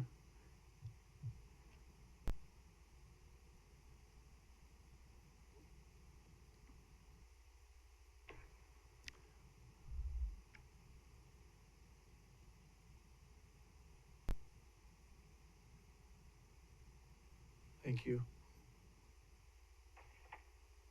Does that screen share work for you? Thank you. Okay. So I'll speak to a quick summary of the subdivision. We comply with the city's comprehensive plan and the future land use map. As your staff has identified, they spoke to City of Eagle staff. We're actually requesting a lot less density than what's allowed. Just over 8 units per acre, where the mixed use area is allowed to up to 20 dwelling units per acre. We're not doing a big apartment complex, which would be allowed here, but we're choosing to try to mitigate and offer something that's more compatible to the surrounding neighborhood. Single-family attached homes, all for sale units, and a well-thought-out design, clustering the units together with greater open space and several amenities. I'll just highlight those briefly for you. The 6.4 acres of total open space out of the 15 or so acres of residential, 16 acres of residential, it's actually about 40% of this total site would be open space, which is a lot. And there's a lot of it's buffering. The slide didn't pull through, there's a picture, it's okay, I'll just kind of explain to you, but there's landscape buffer actually between our homes and theirs. We're not buffering our homes against or adjacent to them. There's a buffer of landscape between them. There's a swimming pool, tot lot, a park and play area, pedestrian-friendly sidewalks and separated street trees and pathways, all of which are land use issues, we know, but this is a well-thought-out community to bring some consistency and compatibility in the area. Incidentally, within the development, not including the outside, but inside the development, there's over 1.5 miles of sidewalk in the community, which I think is pretty impressive. So what is the process? We submitted a traffic impact study that was thoroughly reviewed and approved by ACHD. Your staff, I don't always like the outcome, honestly, but I respect the process. And I really appreciate the effort, and you have some very competent staff here. And so the process was very thorough. It took a long time. You had some backlog, and we went through that backlog, of which we went and respect the process, a little bit of back and forth review, of which I'll compliment Mr. Ziebel in his thorough efforts in trying to figure it out. That's what a lot of those communication memos were, is make sure you add that in, make sure it's a thorough analysis. And so we came up with the traffic impact study that was the final version that was approved by your staff.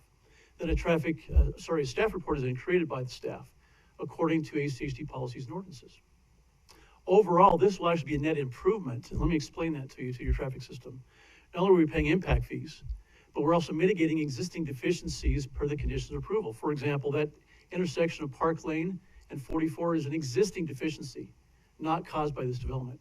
And yet we're already doing some things in addition to the impact fees to do the widening, to extend, almost doubling the queuing left turn lane bay to go that southbound route, to improve the turning and the queuing and the safety in that area. The second thing is our side of the road, this is the last connection needed to connect the sidewalk from State Street to the high school.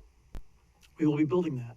So the kids aren't walking out there on the sides of the asphalt, but there'll actually be a sidewalk from State Street all the way to the cross signals identified by your staff. So this will improve the safety in the area for the kids, the pedestrian safety. We're not requesting any waivers of policy. We agree with the staff report and all the conditions of approval. We have not requested any changes to that. So from our perspective, this is a bit of a big ask from the neighbor, but we're respecting the process and allowing them to go through the whole exercise here.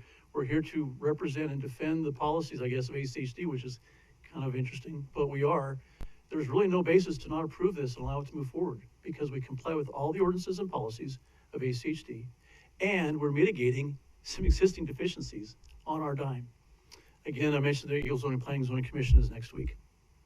So in conclusion, we're excited to bring this quality development to Eagle. We're complying with the comprehensive plan. We agree with the staff report and the conditions of approval. Now, I want to address a couple things Mr. Ziebel identified, then I'll turn just a couple minutes over to Deb Nelson. He had identified and says option 1 versus option 2. Well, your staff already said option 1 is not feasible. You can't build 5 lanes out there. If you look at their development, which is the Spring House subdivision just north of us, that road is already built. Unless you want to buy out their whole landscaping and maybe a little bit of their houses, which ACHD is not going to do. That's nowhere in your CIP budget, I'm sure of that. This is already constrained. The development's built on the east side, and it's almost all built on the west side. We're the last piece to connect this together. So building 5 lanes is not feasible, but we are doing what we can do, and that's what this mitigation is about. Secondly, the accusation that the data is false. I'm sorry, I don't think the neighbor gets to choose the scope. And I clarified with Tim Nicholson, and all 6 of the reference subdivisions would have been included in what's called background traffic and growth projections. So the data is not faulty. The data is accurate, it's true, and it represents not only the past, but also projections to the future. There was a comment about COVID adjustment. A comment about the data was collected on the wrong day. Well, we did not collect it during spring break, and it was not Monday, it was Wednesday after spring break. So I'm sorry I wasn't looking at the calendar right. This data was collected in the right manner and approved by Compass and approved by ACHD.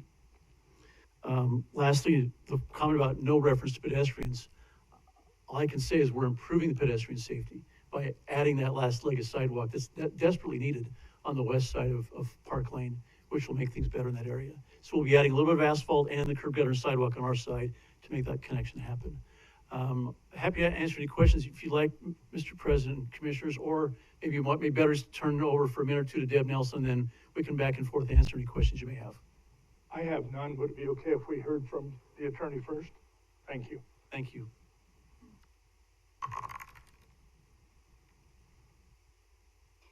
Afternoon, Mr. President, members of the commission. My name is Deborah Nelson at 601 West Bannock, a land use attorney here on behalf of the original applicant. I just want to highlight a couple of things. I'm sorry, I didn't know if David was advancing these. Looks like I can, yes. A couple of points from your policy manual that your general counsel has highlighted as well. As you heard from your staff's presentation today, this development is in full compliance with district policy. And as a result, if you see the first item I've included there under your policy 7101.6.2, a proposed development that fully complies with district policy is eligible for staff level approval. And so that's exactly what happened here. Now that you have that decision that was made by staff consistent with that policy, now the question is what happens with an appeal. Under your policy manual, only the applicant has that right to an appeal. And I think for good reason. I think that the policy here is that where you are already in full compliance with district policy, there really isn't room for debate about deviations or requested deviations from that policy to be considered at a full hearing. I suspect that's the reasoning of why you've got that limited here. In any case, even when an applicant does bring forward a case, it's a very difficult standard. It's not, would we have a different opinion? It's, did staff commit an error? Did they act with an abuse of discretion? Did they act arbitrarily and capriciously? So it's a high bar, even when you do have an appeal from an applicant. And so here, we appreciate that you've gotten to hear the full facts. There's a full record before you. Kimley Horn presented a technical memo responding to each of these allegations that's in the record before you. You got a very thorough staff presentation. And we ask that you have consider your multiple bases for denying the appeal. One is the legal issues that we've pointed out, that the appellant does not have a right to file this appeal before you. But in addition to that, they have not established the standard of review that is required to overturn the staff decision. And on either basis, we ask for you to deny this appeal and would say that either basis is appropriate here. And stand for any questions. Thank you very much. You'll probably hear some more about this, if not from Steve or others, from me. So thank you very much. I appreciate this. Any comments or questions? Just thank you for being here. Yes, Thank you. Thank you. Good to see you. Hey, Steve, we go back to the appellant for a rebuttal now. Okay. Mr. Zebo, you've probably been listening. And I have been. Thank you, President Goldthorpe. There we go, for 5 minutes. Thank you. I want to start with the notion that they actually complied with the Eagle Comprehensive Plan. It's a fact that the Eagle Comprehensive Plan basically illustrates the 17 acres on the northwest corner of State Highway 44 at Park Lane, leaving 2 acres to the north of that, roughly, which in my opinion should reflect the current zoning in Springhouse. So there's an issue there. It's supposed to be, and it is explicit, it is not average of 3 units per acre. It is explicit in that the comprehensive plan says 3 units per acre on the north end of that property. And in my opinion, when I look at the plan, which I have here, the most recent one I got from City Hall this past week, we're not in compliance with that in terms of the placement of the road and the sidewalk. In fact, the road and the sidewalk actually cross over into the District Number 2 easement for drainage. I've actually reached out to those folks to talk to them about how they can build a sidewalk and road on top of that. Most concerning is the notion that they're saying that they have a buffer zone.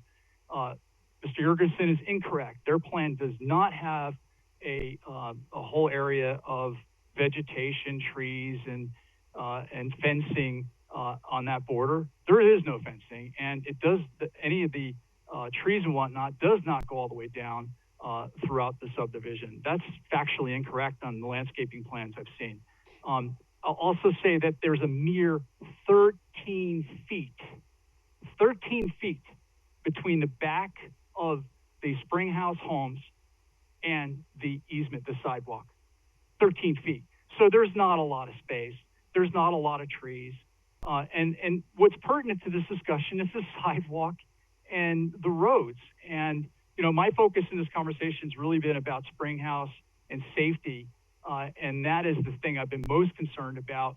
But when I look at the actual reporting of facts, it is factually correct to say they have not complied with the Eagle Comprehensive Plan. They have not in any of the ways I've just described to you. The alley that connects Flint and Escalante has a total of 23 units, 2 cars per unit. That's 46 autos potentially, and that's right in back 13 feet behind a lot of these homes. That'll affect at least 6 homes.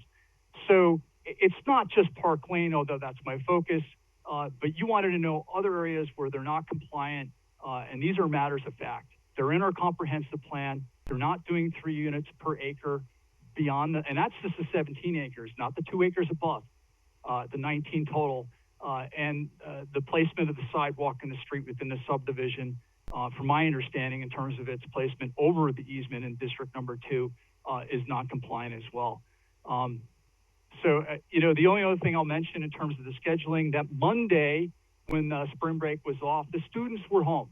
That is fact. Number 2, the second day that week, Tuesday, was the first day back. So I do have my calendar correct, that the study was done on Wednesday, and I still think it was a bad day to do this, given the fact that we have COVID, and it was the first time the kids came back from being at home. And that's a fact. You know, I'll say this about public input. You know, I get the legal arguments. I'm not a lawyer. It's not my area. But when it comes to public safety, when it comes to the hundreds of kids that are on Park Lane, and I see the inactivity both on the ACHD and the city side, and I'm not blaming, I'm just saying no one has a level of urgency that people need to take to make sure people are safe.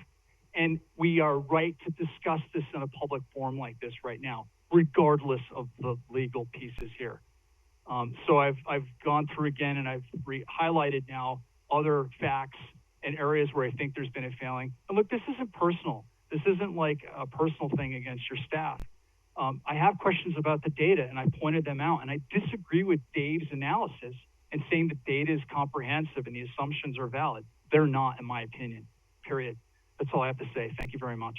Thank you. Do you have any questions? All right. Dave, do you have 5 minutes more for us?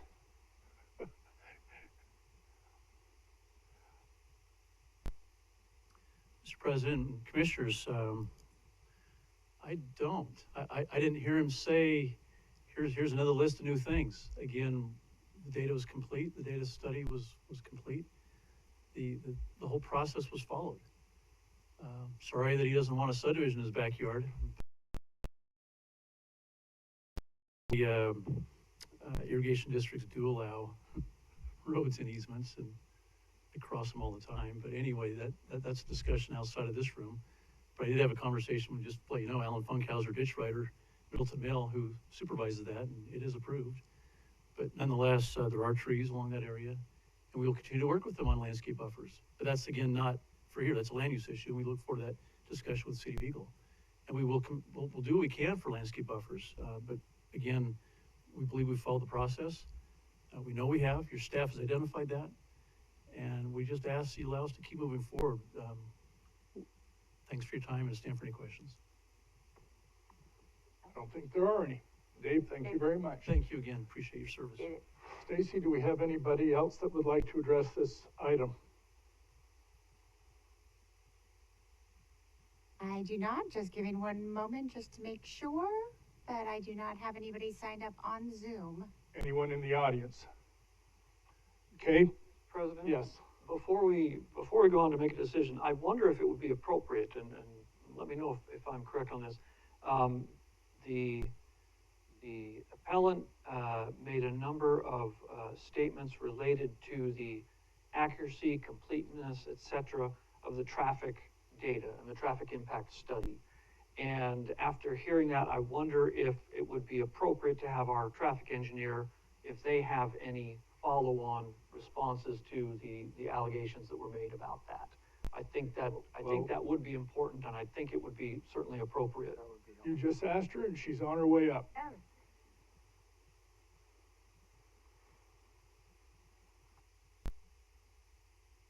Thank you, commissioners. Hopefully you can hear me. So I guess, do you have some specific questions about his? Well, the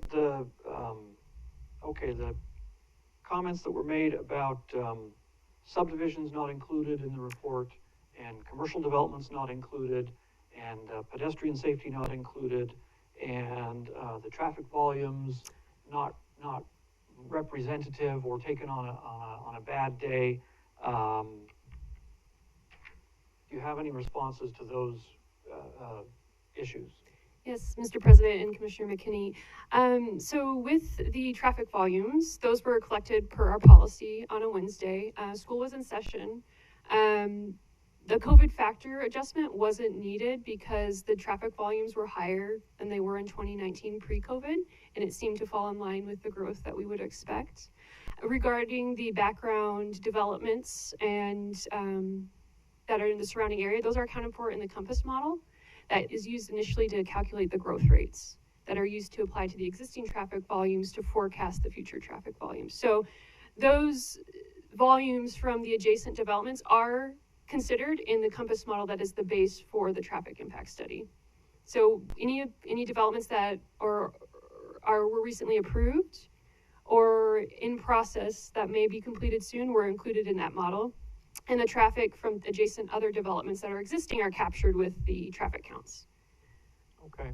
And so then the other comment, the calculated future level of service for the intersection was shown to not meet guidelines, but and I assume this is part of our policy where we have a situation where it can't be, we can't go to 5 lanes here. So basically the conclusion is that's something we have to live with. We expand it to the extent that it can be expanded, and we recognize that there will be congestion there, and that's as far as things can go. And that's our policy. Correct. That is part of to do that. That's part of our policy, but what's also part of our policy is we look at the development's contribution to those intersections and road segments. And so district policy says 10% is a threshold so say if the development has over, say if that's like 15 or 20% of traffic within that intersection or roadway segment, we require improvements. Now, if they're only 5%, we don't consider that substantial enough for them to improve the whole intersection when they're only contributing 5%. So that also plays into the factor. Is that the case here? I'd have to look at, yes, with the northbound traffic and widening Park Lane, yes, that's the situation here. But with the intersection, I'd have to confirm those numbers. But if they're less than 10% on Park Lane, I'm assuming they'll be less than 10% at the intersection of State Highway 44 and Park Lane as well. Okay. Thank you. Thank you. I think that. Anybody else? Yeah, a couple questions, Paige, just to follow up. Normally we get a development checklist from Compass for projects, I think 100 units. It wasn't attached to the staff report. Let me see if we have that in our tracket, and I can get that to you. It really helps to see because Compass tells us, a lot of information. It doesn't mean that it shows us what we can anticipate in terms of infrastructure costs and remediation in the future, but it doesn't change our policies. Our policies are our policies as they're currently given. So, yeah, I would really, it's disappointing not to see a staff report, a Compass development checklist just automatically given to us for all of these divisions. The code adjustment doesn't seem to make sense that we would just, COVID affected everybody across the board.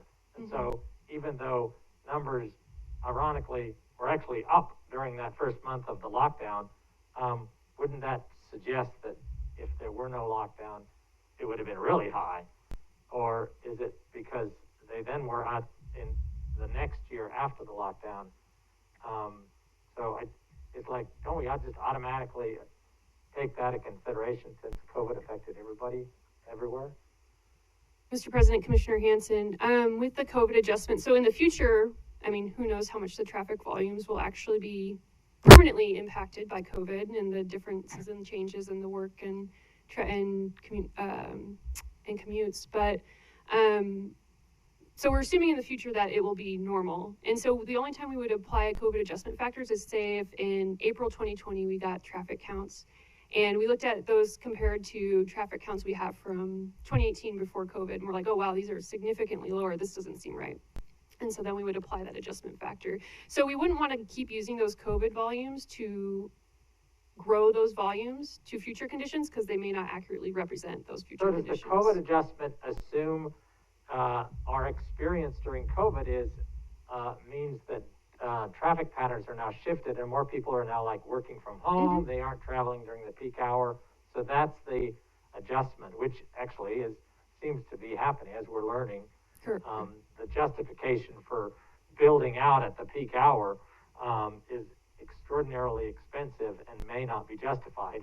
And so that's, I think, probably have to have a much deeper analysis about our use of level of service at peak.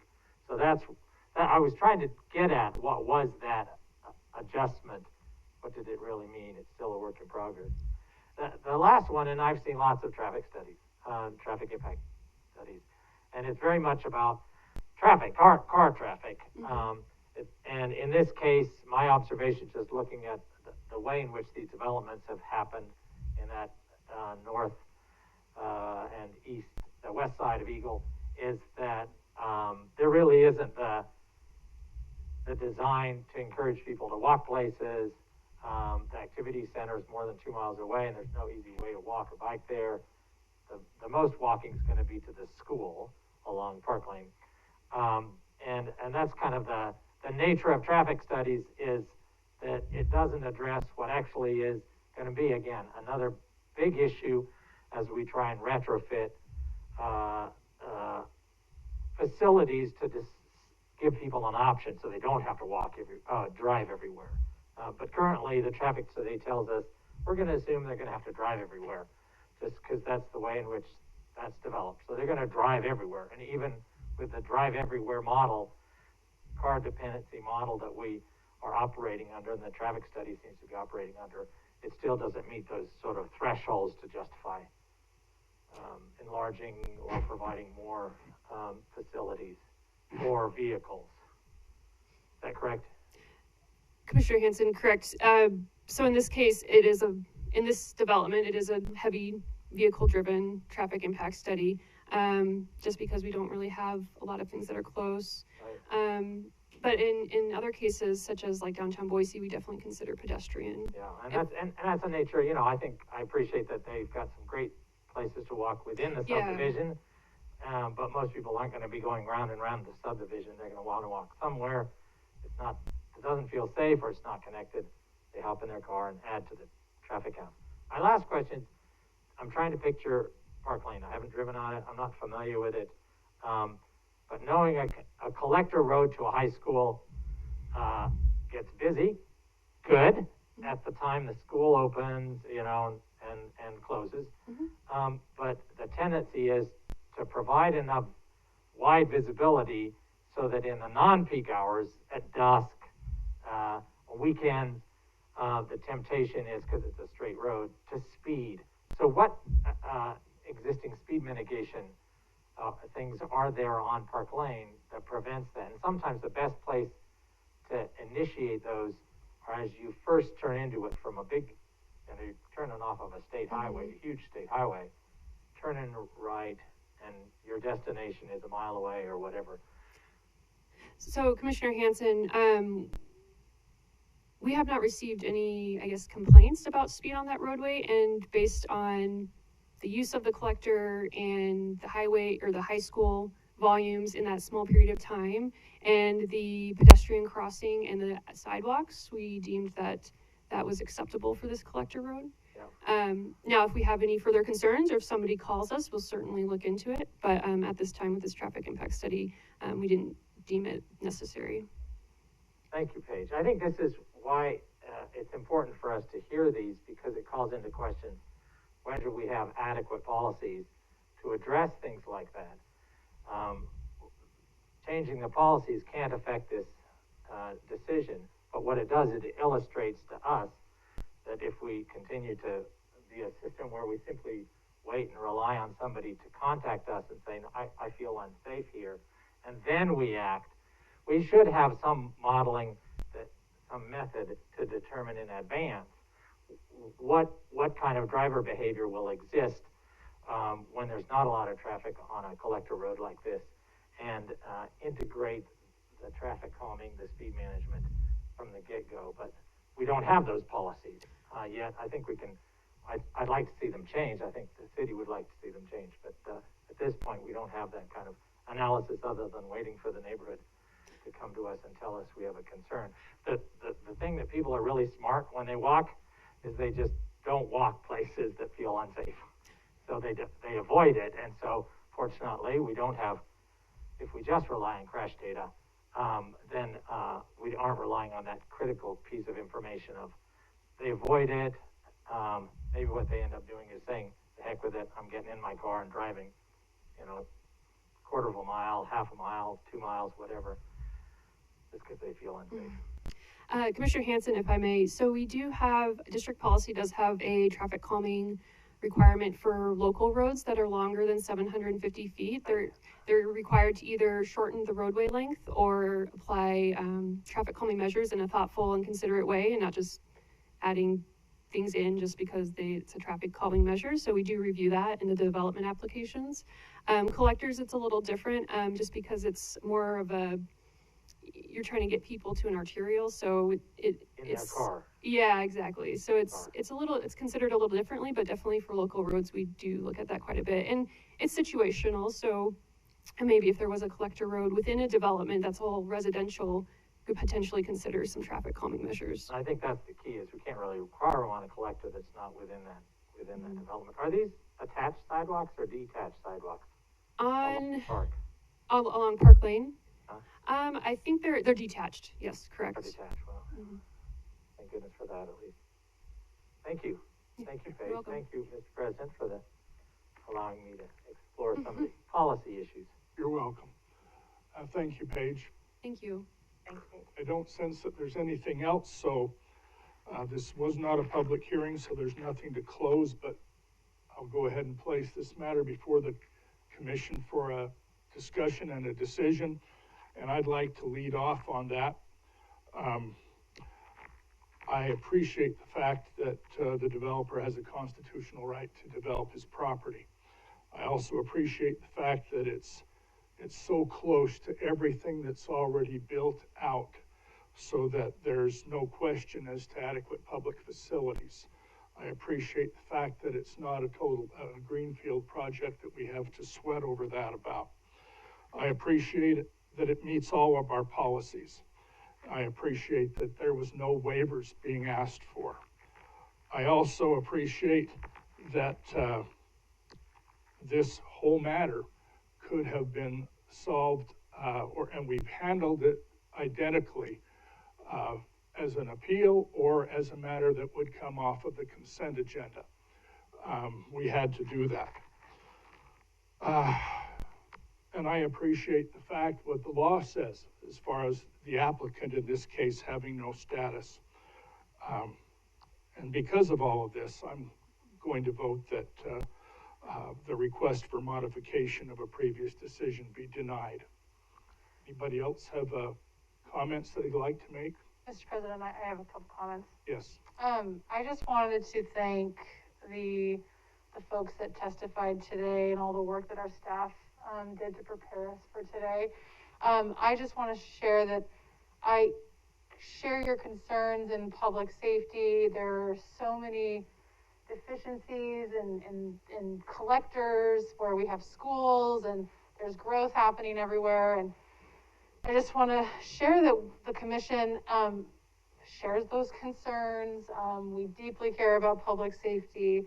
I think this is, you know, part of a bigger conversation around how we best can serve our constituents. And, you know, we're lucky enough that Commissioner May is a tremendous advocate for the city of Eagle.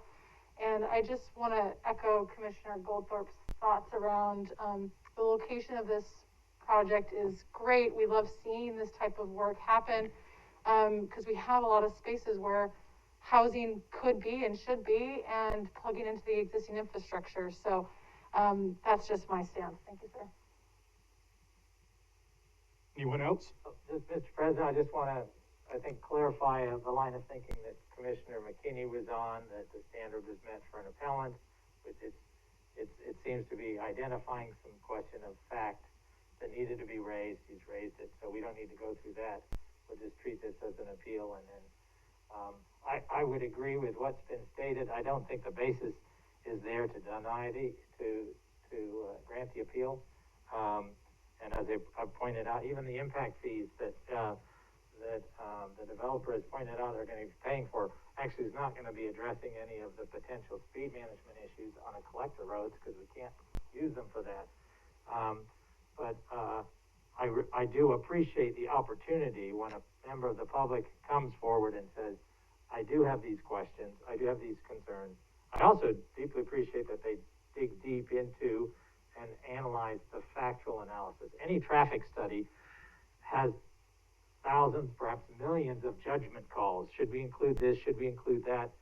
You could just overwhelm us, not with 500 pages of data, but, you know, 10,000 pages of data. So judgment decisions have to be made, and it's good. It's a good exercise for someone to go through and analyze those. Ultimately, the question really isn't, you know, what were each of those judgment calls within the traffic study, but how does that apply to existing policy? And our job as commissioners, sitting in a quasi-judicial fashion, have to make that judgment. But we also have another down the road to analyze how adequately are policies serving the public. And this again illustrates some of the issues that we should be addressing regarding impact fees and traffic speed management. And I just want to appreciate that Mr. Ziebel made the tremendous effort of researching and coming forward and bringing us to our attention and helping to educate us on the impacts of our policies. Mr. President? Yes. I just want to thank Mr. Ziebel as well. Thank you very much for your thorough, you've done a more than just a deep dive into the safety concerns out there. One good thing that's really coming out of this, I know Mr. Jorgensen and his team, they are going that extra mile and addressing some things that they don't have to do out there. Legally, we have no basis to deny this project from going forward. But one good thing that has come out of this as well is that the City of Eagle is, I think, really stepping up their engagement, and the light has been shown on this area. It is a congested area, and they will be having this as a priority to address the intersection there at Park and 44. And with the high school, I think everybody can appreciate there's a lot of traffic and kids leaving school during the lunch hour, and then with the commercial there. But I have faith Mr. Jorgensen's going to do a great job with his team, as he always does. And he's, like I say, you're doing the crosswalk there to enhance safety there for the students. And but it is so beneficial for us, Mr. Ziebel, when a citizen does this type of research and brings it to us. And we have this illustrated before us so that it can really raise our antenna, and we keep it on our radar as well, because safety is definitely our priority out there. But again, we don't have any legal basis to deny this project from going forward. But thank you very much for your effort, Mr. Jorgensen. Thank you to you and your team and our staff for providing all the information for us today to make our decision. So we appreciate it. Okay, Commissioner McKinney. Yeah, I'll add my 2 cents very quickly. Some of the concerns that Mr. Ziebel indicated about compliance with Eagle's comprehensive plan and buffer zones and so on, those of course are land use planning issues that are under the purview of the City of Eagle and aren't something that we can decide on. But basically, I think I don't believe that anything was brought up that shows an error of fact or law, or an abuse of discretion, or an arbitrary and capricious decision on the part of the staff. Likewise, the factual concerns that Mr. Ziebel has about the traffic data and its analysis, two things are relevant here. Number one, as a commission, we are entitled to rely upon the judgment of experts. We're not sitting here as traffic engineers. We have traffic engineers who work for Ada County Highway District. They've done this analysis, and according to everything that we've seen, their analysis, which involves judgment calls, of course, but that's the nature of what experts do in those sorts of things. So in cases where Mr. Ziebel disagrees with the judgment call of traffic engineers, I think, you know, we're entitled to give deference to those sorts of judgment calls. All of that being said, I move that we deny the appeal on two bases. Number one, that the appellant does not have standing to bring the appeal, and number two, that no significant error of fact or law or abuse of discretion or arbitrary and capricious decision was shown, and that no significant factual omissions were shown that were not matters of professional judgment that the traffic engineers are entitled to make. And on those grounds, I move that we deny the appeal. I was just going to ask Steve if we could have that long motion. All right, is there a second? Mr. President, technically, if we deny that he has standing, we don't have to address the appeal. That's true. So, right, but I thought I'd make a motion to deny the appeal and affirm the staff decision, and not address the standing issue at this Okay, time. that's a substitute motion. Is there a second to the substitute motion that's on the floor? A substitute motion. Second. All in favor? Aye. Aye. Any opposed? Then the substitute motion carries. And before we go into item number 3, we're going to have a 5-minute recess.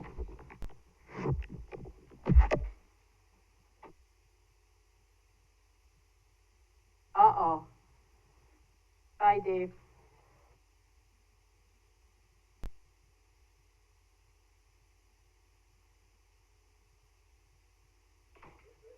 So,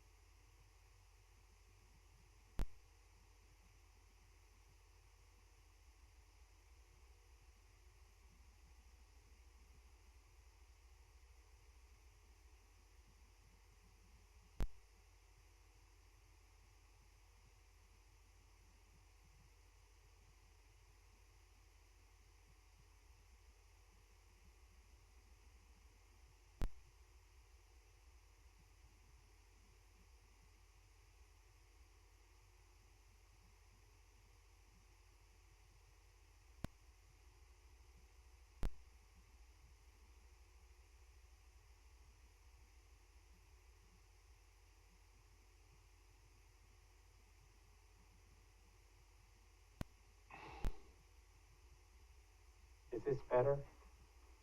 Hey, ladies and gentlemen, we will go ahead and resume our commission meeting by going to item number 3 on the regular agenda, which is the condemnation of public right-of-way for 10 Mile and Victory Road, parcel number, 3190038. And this is a public hearing, and this will be an authorization or not of an order of condemnation. We'll hear first from Dave Serdar.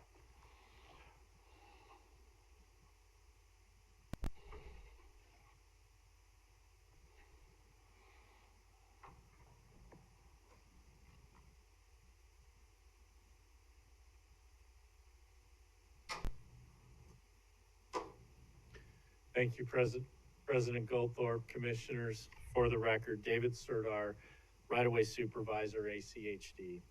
This is a public hearing and decision briefing for a condemnation on the 10-mile Victory to Overland roundabout. The condemnation is parcel number 4, Murgoitio. The 10-mile and Victory Road roundabout is in the ACHD Integrated 5-Year Work Plan with a construction budget set for fiscal year 22. The property size is approximately 35.65 acres before the acquisition and 34.79 acres after the acquisition. The fee acquisition is just under an acre. The easement is approximately a quarter acre. The highest and best use of this parcel is single-family residential, and the zoning is rural-urban transitional. This vicinity map shows the general area of the acquisition. As you can see, Victory Road is right here. 10 Mile is here. The property in question is all of this in green. Well, you can see the field in green here. The red is the fee acquisition. The kind of light green or teal is the permanent easement. And the temporary easement, which is down in here, is the yellow. In July of 2020, ACHD sent us, as part of our normal process, sent a staking and appraisal letter to all the property owners on the project. Between August 2nd and August 8th, there were several discussions with this specific property owner regarding the logistics of the staking. As a result of those conversations, ACHD agreed to move the staking till after the harvest to accommodate these concerns. In February 2021, ACHD staff initiated contact with the property owner to begin the staking again. In March, the right-of-way agent that was assigned to this project and the PM met with the property owner to discuss issues. Among those were irrigation issues. On March 19th, the appraiser did a site visit and was accompanied by the owner. In July of 2021, an offer package was mailed out to the property owner. In September, a final 10-day letter was mailed to the property both by certified mail and regular mail. In early October, our agent left messages with property owner, and we did start to have discussions that were held on October 6th and October 15th. Negotiations do remain at an impasse as parties are still far apart on the compensation. Part of the process was ACHD staff did ask the owner to sign a right of entry so the project could move forward. As always, ACHD right away and ACH Legal will continue to negotiate with the property owner up to and during the condemnation process. It is also important to note that this is the last parcel that requires a condemnation action on this project for possession. Therefore, it is staff recommendation that We declare the acquisition area necessary for the project as a right-of-way and public use. Authorize staff to proceed with the condemnation action. Execute an order of condemnation for the acquisition area. I will remain standing for any questions. I have none. Any of the other commissioners? Mr. President, and Dave, I think I asked, when we were setting this, just want to confirm at this, roundabout, we're not going to attempt to build a free running right turn. It just looks like we're taking a lot, or maybe that's what you have to take to build a multi-lane roundabout. But, I just want to point out that I do have heartburn and object to the, taking extra property for a free running right turn on a roundabout, which is so dangerous, especially since you described it as the highest and best uses for residential, single-family residences. Mr. President, Commissioner Hanson, I can confirm that this design does not contain a slip lane or any type of free running, as you mentioned, free running lane for a right turn. It's a standard roundabout design similar to the other designs we've used along the 10-mile corridor, which do not have that specific feature. Thank you very much. Mr. President? Yes. I just have a question, probably for Dave. Could you just explain why we have a permanent easement and a temporary easement? Can you just explain the two and what we hope to get from both of those? President Goldthorpe, Commissioner Pickering, yes. The fee acquisition in this case is where we expect the road to be or the sidewalks to be. Typically, we will set that line about 2 feet behind the back walk. And so that's typically where what we call the road improvements are. What we often have is grading issues and utility issues, fiber optics or whatever happens to be there is going in there. In this case, there is a slight slope, and I believe and we have this just also in case there's some type of fiber or some type of utility that has to slip in there. We bought both, we are offered to purchase both sets of rights in this case. Temporary construction easement is often where, a worker, when they're clearing the permanent easement, they may be a few feet off. They may set their tools down. It's usually just to do that and then to restore. It's only temporary. It's the best way to kind of describe it. It's like a lease of the land for a year when we're doing the project. So did I answer your questions? Okay, thank you. Thanks, Dave. Anybody else? All right. Appreciate that, Dave. Do we have anyone from the property owner? I do not have anybody signed up, and giving it a moment to someone to raise their hand or do not see. So no. Guess not. Is there anyone in the audience that would like to address this? Seeing none, then I will close the public hearing and the matter is properly before the commission for a motion and discussion.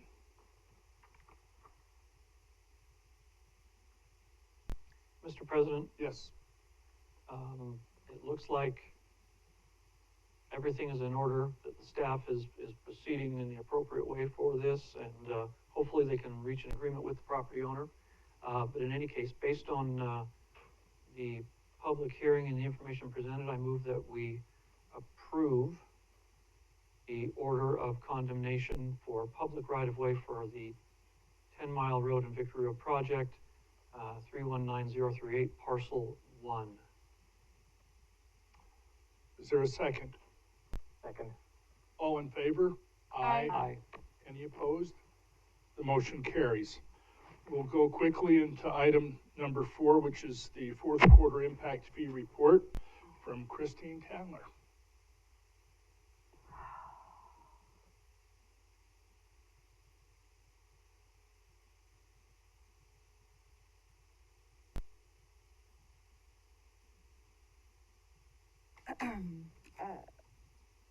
Mr. President, Commissioners, for the record, Christine Tandler, Budget Manager. I'm here to present the fourth quarter of fiscal year 21 impact fee report and program balance. So we began the year with about $1.2 million program balance. We had paid off the loan during FY20. We are required to attribute any interest earned related to those funds.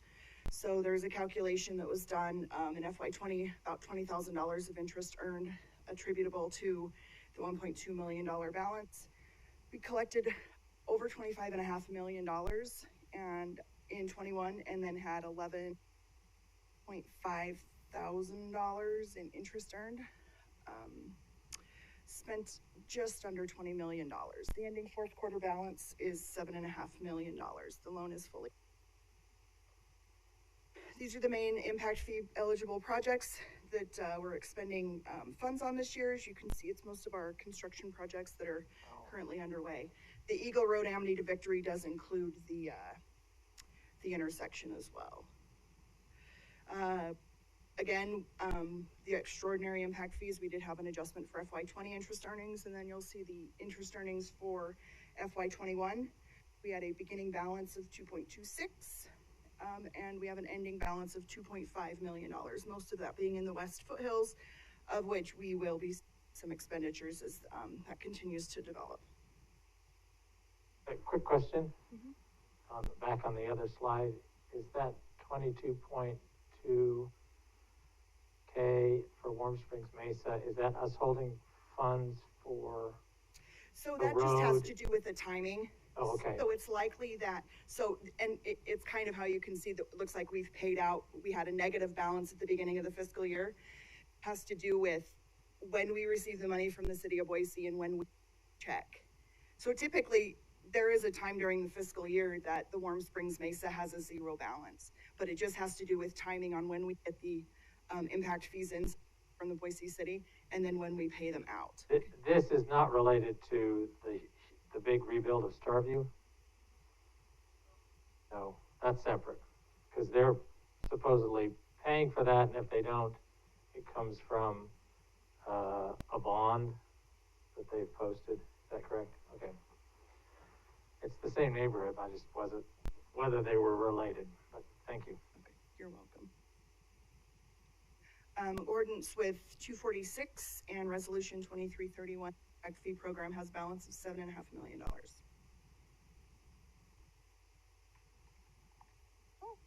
I have no questions. Anyone else? Nope. Thank you, Christine. Thank you. Appreciate it. That ends our regular agenda. We have one last item, which is public communications, and before Jim says anything, I would like to remind the commission that the reason for our executive session coming up will probably dissolve if we take much longer here, because our lobbyists need to be at the airport quickly. Let's hear from Jennifer first. Pardon me? We deferred the report from Jennifer so that we can. President Goldthorpe, Commissioners, I'll make it quick. So this was originally going to be on the commission agenda for the 8th of December. We do this every year with our vehicle customization, our light duty vehicle purchases. We have a piggyback purchase that we were working on. We received a call this morning, just 2 hours prior to commission, that Ford production wasn't going to be taking any more orders after Friday. So we just kind of accelerated our timeline on something that you would have ordinarily seen in a couple of weeks after the holiday. What we're looking at doing for our FY22 purchase is 23 vehicles. Many of them are replacements, but a large number of them are new vehicles for our new hires that we've brought on. 2 of them that you just approved last week, a big handful for our FY22 new hires, and then we're trying to get ahead of our FY23, the people we know we're going to hire on in 23 to make sure vehicles are here when they get here. So that's in essence what you'll see, and we have the staff report and purchase agreement that we're going to be pushing through to you later today. So you'll be able to have time to read everything. But again, this is something that we would ordinarily have brought to you just in a couple of weeks. We're just accepting based on what Mountain Home Auto Ranch gave us a call to give us that heads up. We've also looked at the Chevy and Dodge productions to see if they're maintaining their fleet production. I think everybody's got the same issue with all of the knock-ons from COVID and supply chains. They're just cutting off purchase orders early on in the year to give them a chance to get everything done. There's a possibility they could open up later in the year, but I'm not hopeful of that. I'd like to take the opportunity to get in and get our purchase for our FY22 vehicles as we had intended. We'd be looking at, this purchase includes one sport utility vehicle, our half-ton pickups, several one-ton pickups, and several two-ton pickups. So these are just the light-duty vehicles that we would have ordinarily purchased. Again, it's a 23 if my math is correct on the order, but you'll see all of the details when we push this out. Okay. I'll stand for questions. Thank you, Jennifer. Thank I have you, none. Oh, I forgot to say for the record, Jennifer Behringer, Deputy Director of Maintenance. Please forget that. Thank you. I have just a quick question. So is there some protection we have? We're going to put our order in, but for us to actually take delivery, because the problem is on the delivery end. Right. Are they going to string us out? If their supply chain doesn't come through, is there some cost that we're bearing by shifting that? What are the financial consequences if we pay them for? So two parts to this. We don't pay for anything until it's delivered. So this gives us that opportunity to do the piggyback purchase off of the state agreement, which overall saves us money. So my calculations are correct. It's about $175,000 that we will save by getting in on this order on Friday. If we don't go forward with the order on Friday, we've been investigating other procurement purchase options. Specifically if we had to do retail, and that's where we start seeing that $15,000 cost increase if we have to purchase retail by not getting in on this fleet buy now. Guarantees for delivery, I don't think anybody can offer that guarantee. There is a clause in all the purchase agreements that for force majeure, in case things beyond their control, and this COVID stuff is hitting everybody. But this at least gives us a fighting chance on getting it. Okay. Best we can do. All right. Thank you very much. Thank you. Really appreciate that. Okay, then I will declare this meeting adjourned.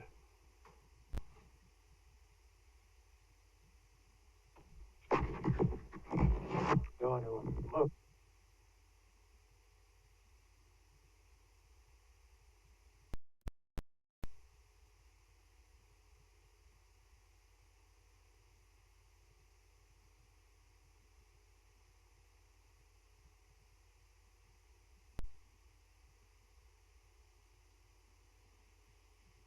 Goodbye.